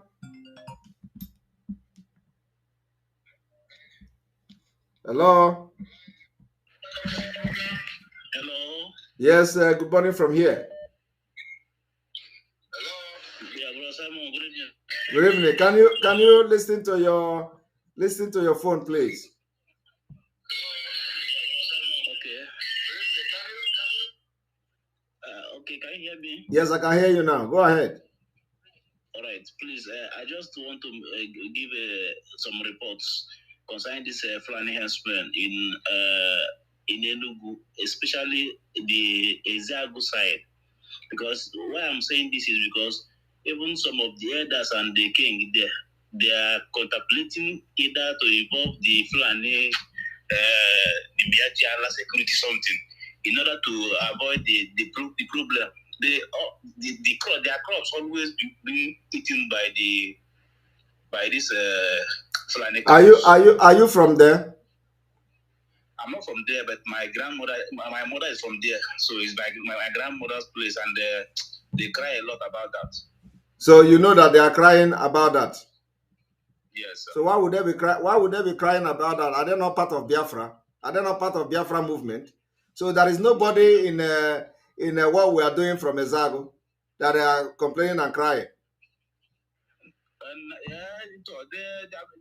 he said that if we notice anywhere they are planning to such thing, we should just let you know. Exactly. So I am asking now. So if they are crying, does it mean that nobody from Ezago that's part of Biafra movement, for them to have know what to do and where how to channel the complaint so that this will be done?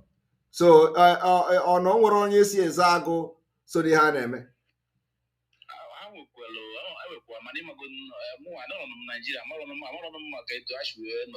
Okay, so which side of Ezago are you talking about? Okay,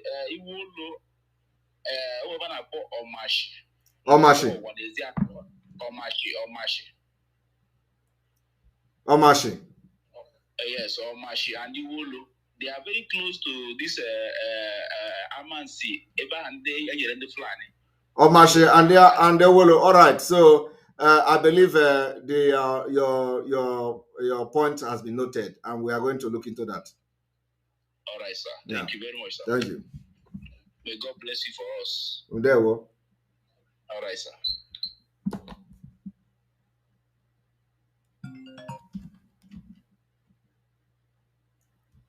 Good evening and welcome to the program. Hello. Hello. Welcome to the program. Good morning. Oh, Yendeba.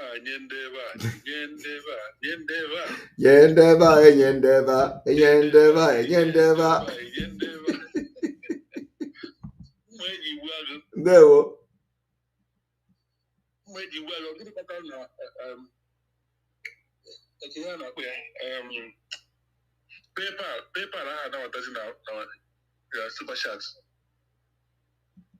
It's in the PayPal, info@ekpa.fi now. Of your banner. Info@ekpa.fi. When you take PayPal is one. Okay, I can direct na super chat. Okay, I don't know. I think maybe there is some issue there. So, but PayPal, info@ekpa.fi now. Our PayPal. Okay. So what do you Ndewo. Donation and fundraising is coming. The most important one. Yes, okay. Ndewo. Ndewo. Nokwa. Iyekwana ha topic o. Ọgba content ka ibuyere now.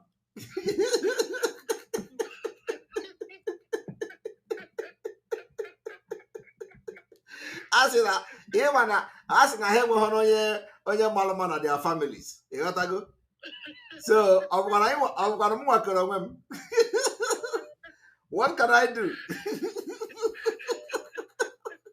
Thank you very much. Thank you. No. Oh my goodness. All right. Welcome to the program. Good evening, good morning from here. Hi, this is Dave from United States. How are you doing? I'm all right, and you? Yeah, I'm good. I just want to ask you a very quick question. Go ahead. Do you think that next year and declaring Biafra is going to kind of like go well? Yes. Do you think so? Yes. I believe not just think so. I believe so. What I believe so, not thinking. I believe so. Okay. Do you believe that Niger Delta is carried along? Well, it depends on what even in Biafra territory, like the hinterland of Biafra. If you begin to look it at that from that context of carrying along, P2B will not be running around for president today. So everybody must not agree at this point.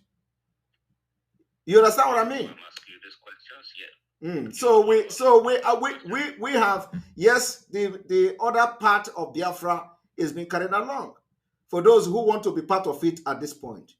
But as time goes on, when they see the seriousness, when those who are hanging on the side, on the fence, see the seriousness what we're going to put in, I believe that nobody will want to stay back in Nigeria.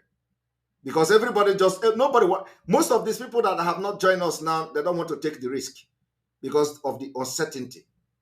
You understand what I mean? I understand a lot of people don't want to stay back in Nigeria. Yes. But I have some concerns. I've done my research. Okay. I'm a very detailed person, and I do things with target. You know what I'm saying? So, and this year, I understand you said there will be no election. I already understand that. I mean, like we already on ground, kind of like there's nothing of such is going to happen, but not with your guys. But that's what I'm trying to tell you. I'm asking you some questions now because there are a lot of people on ground. You know that they contracted Tom Polo to take out the pipeline. Forget about Tom Polo. I understand that Tom Polo can be, he's a part of Niger Delta. So any shit comes up, he's going to be on that side. But now, my question, that's why I'm asking you, they put it for this question because I know the majority of Niger Delta, where I came from. I know what they believe in. I know what they want. And I know how they want what they want. For example, any day that Niger Delta boys kind of like flag, that will be the end of Nigeria, especially if the Benin is carried along, which is the Edo state. But if the Edo is not carried along, it's going to be dangerous. Okay, now do you know one thing I'm going to tell you? Yes. I'm going to tell you that we have swept the entire Niger Delta, the people that matters in this whole thing. Of course, some people will feel that if you don't come to them, you have not made any move. Okay?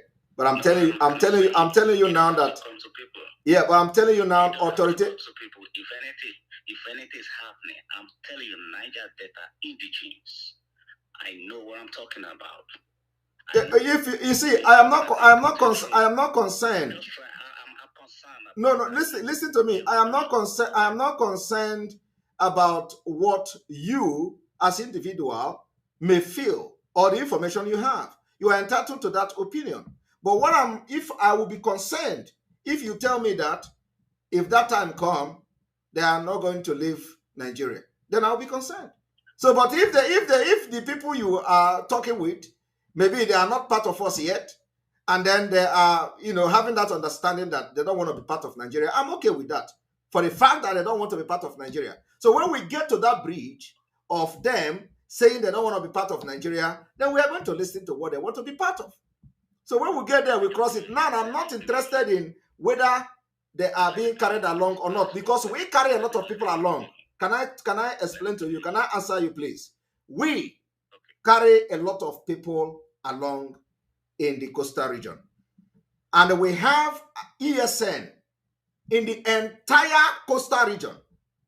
Now, And there are many people that you may not even know, or many people that you may also know that is part of our security from Costa Rica, ex-militant and even current militant. We have been able to unite many of them together. You don't know that. And this is the second time I'm making this pronouncement publicly. So I am telling you now that I am not bothered. I'm not bothered about what the people you know are thinking. But I will be bothered if you tell me that they will be part of Nigeria. Then I will say, okay, now we have a problem. But for the fact that they don't want to be part of Nigeria, and I have used P2B to give you example, that you don't expect everybody to buy your idea of Biafra at this point. That is why P2B is running. That is why all the governors are shouting and talking about election. So let us deal with the fact we have first. What is the challenges we have? We have to stop the election. After stopping the election, what is the next step? The next step is to stand and defend it. So whatever comes from the people that you know, we are going to follow it that way when that time comes. Now, yes, hit ahead.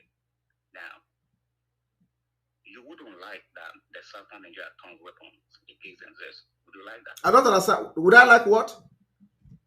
Would you like that the Southern Nigeria that was supposed to be fighting for a common cause turn weapons against themselves when they're supposed to be fighting for a common cause? If that is what do you mean by every country that fought for freedom sometimes turn against themselves?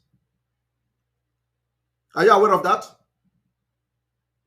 My question is, I am asking you, it is part of the game. So if we get to that bridge, we cross it. But I'm telling you now, do you know that Finland? No, listen to me. We are following what we call if in law they say jurisprudence, the process.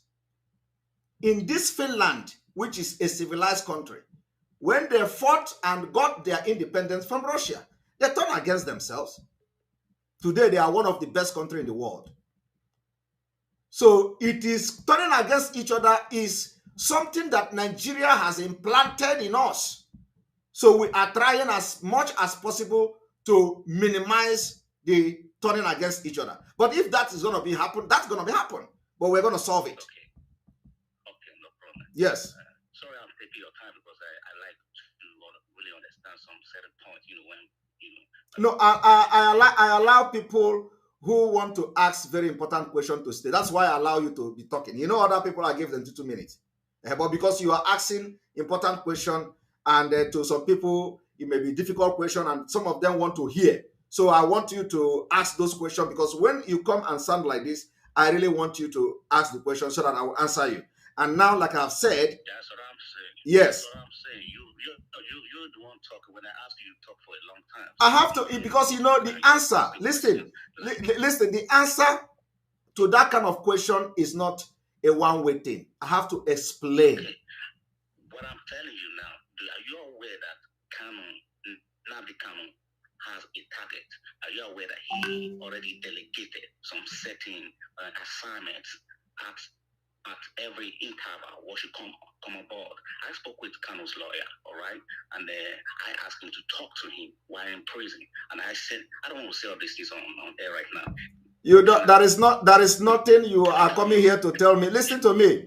There is nothing you are coming here to tell me about Mazi Nnamdi Kanu in DSS dungeon. When he come out, I'm going to listen to him. I'm not telling you Kanu is going. So don't bring it. So don't bring it here. Don't bring it. Ask me a question. Ask me a question, because I am also one of the delegates. Something was delegated to me. Do you know what it is? Okay, I don't know. So don't tell me about Mazi Nnamdi Kanu from DSS. Tell me about the coastal region, please. That's good. That's what I'm telling you about Ekpa. And Ekpa simply means that from time to time, these things should happen. So if you are not working according to that interval, I should be able to know. There is nothing like interval. Listen to me. There is nothing like interval other than target is the ball. Our eye is on the ball, and the ball is the freedom of Biafra people. So whatever anything delegated to anybody is targeted at getting Biafra, right? Yeah. So am I preaching Arewa Republic? I said, are you aware there is strategy in getting it? How can he be asking me if I am aware? Am I doing something different? I'm not. What I'm saying now, we're not supposed to be saying it more for people to understand all this shit. You understand something? But you are not supposed to. First of all, you are not supposed to come here and start asking me about Mazina if I'm aware that Mazin Nnamdi Kanu delegated some people. That you speak to the lawyer, you ask. You don't need to come here and tell me that. I have to tell you. You don't need to tell me because I am an inner caucus. You don't need to tell me that. So ask me a question. Ask me a question that is relevant, not question about Mazin Nnamdi Kanu delegating somebody. I've just asked you to say you already carried Costa Rica along. No problem. Yes, we did. Yes, yes, we are doing that.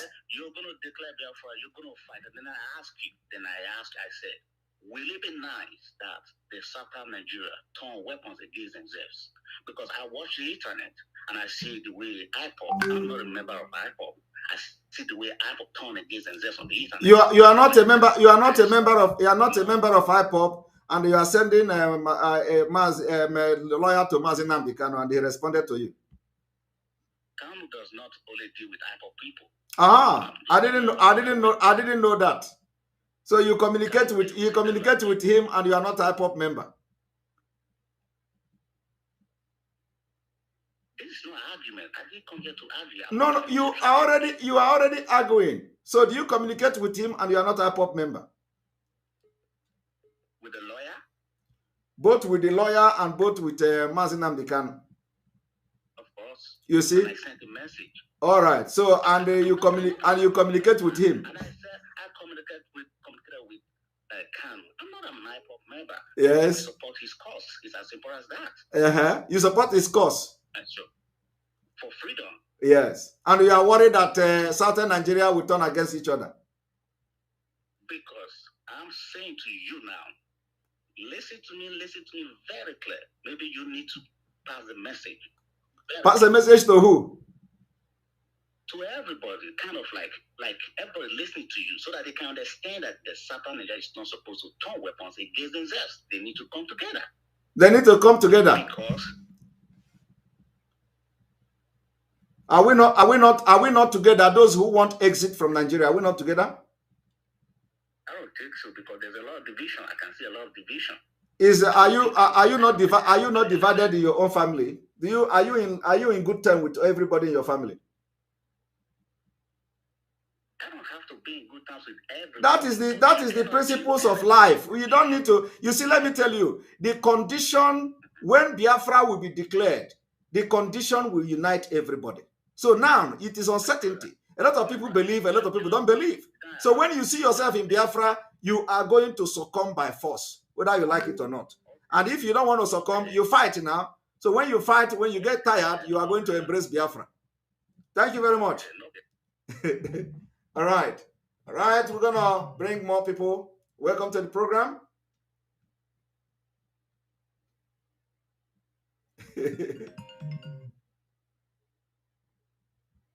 You're welcome to the program. Good day, good morning, good afternoon. Good morning. Please let me respond a little bit to this guy that just spoke now. I'm not challenging him, but I want to throw small light to him.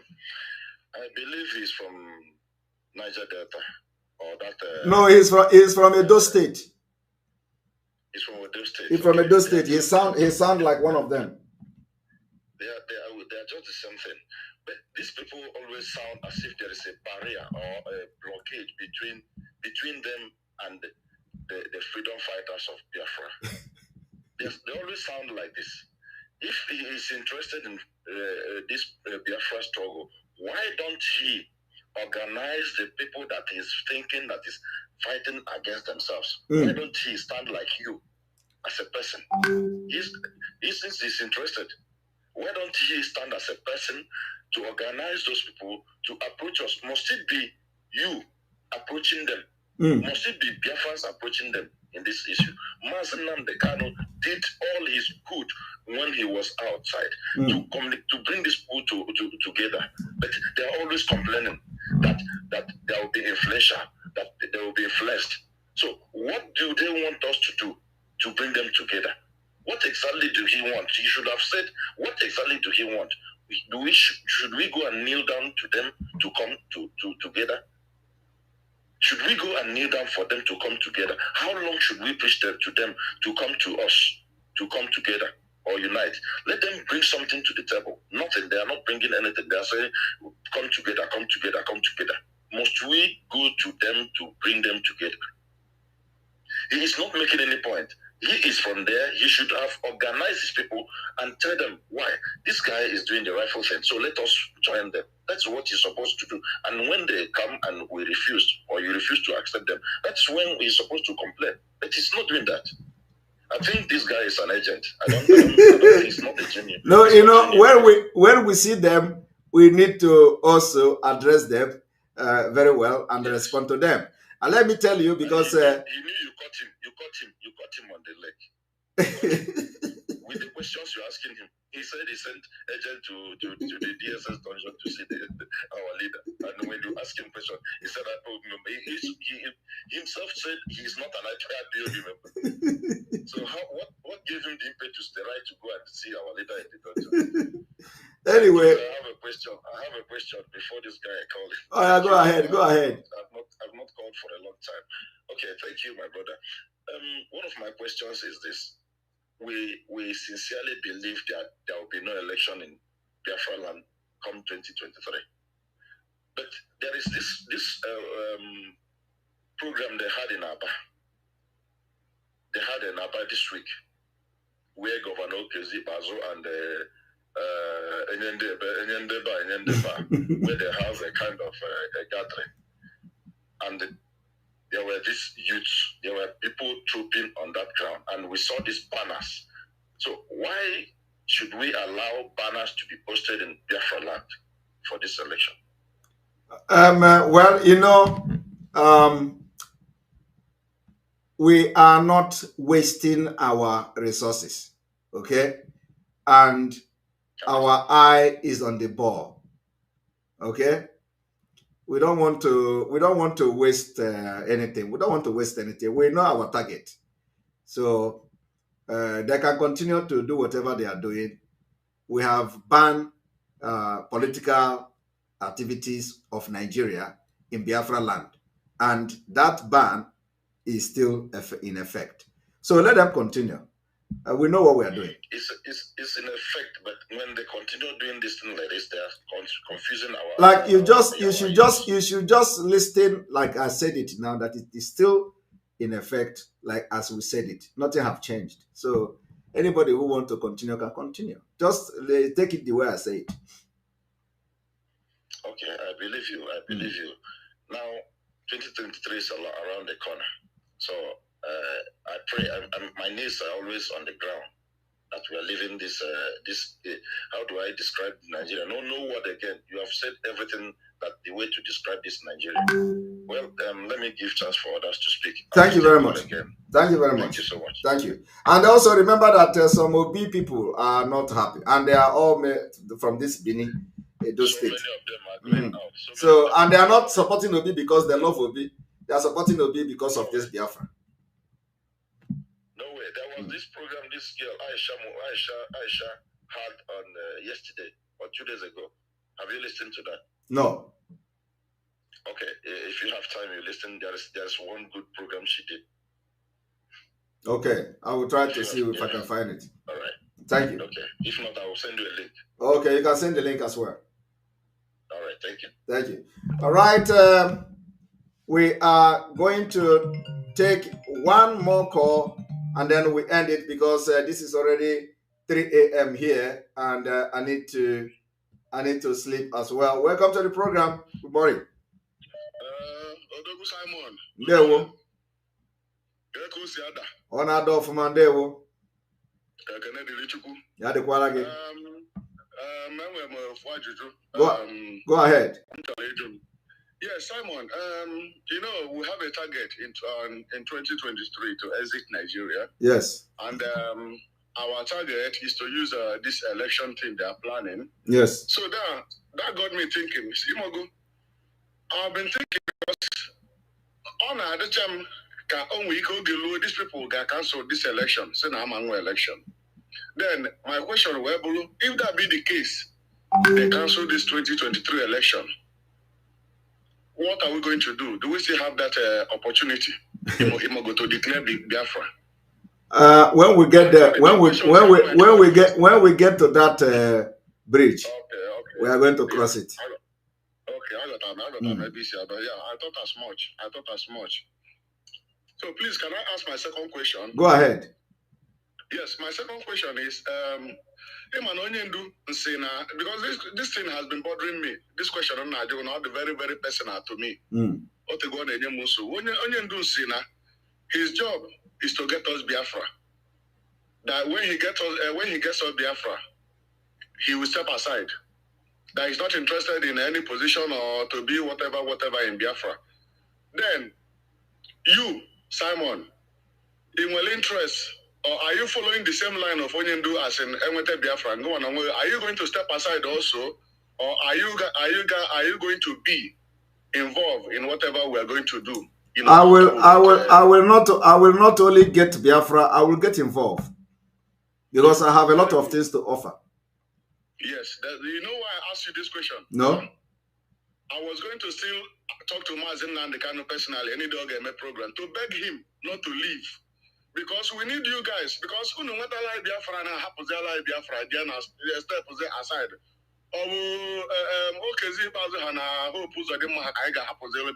No, we need you guys because you guys are the ones, that knows what it takes to build a nation. I was even expecting you to tell me that you are going to step aside so that I will even kneel down now and beg you. No.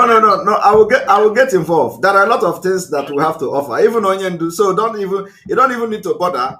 Don't need to bother about that because we are going to get involved. We are going to get involved to make sure that the dream Biafra we fought for and fighting for, we're going to get it. So we're going to get involved. You've really made my day for this. I mean, because this has been bothering me. I said, how you know so we got the whole Simon's when I get step aside because on our Muhammad Abbas, Kaya Hapozelo, this in let me tell you, when a nation is declared or you get independent, it is completely a different ballgame. It's not social media or all this agitation. No. It's completely different. The people that will make things happen are not even seen anywhere yet.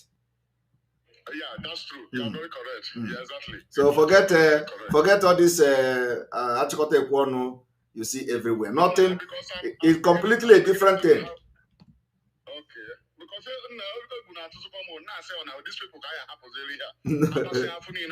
No. Let me tell you. The people that when in the first 2 months of this Biafra, there may be some kind of issues and all that, but after that, you are going to see things as they're going to take shape. Thank God. Thank God. Thank you very much. I'm very happy for this. Thank you very much. There we go. All right, we're going to stop here because this is very late here. Thank you very much for being part of this program. If you do not talk today, you are going to talk tomorrow.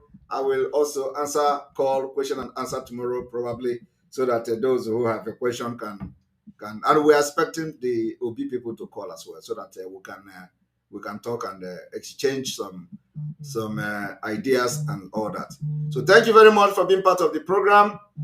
May God bless you. May God bless Biafra. May God bless Oduduwa. May God bless the Middle Belt. May God bless Amazonia. May God bless Mazina Bikano. May God bless on the Igbo. May God bless our Omada, our media team, and all of you. May God bless our Eastern Security Network and our alliances. May God bless you watching and supporting the program. All of you, I say, may God bless you. From here, from me, is good evening.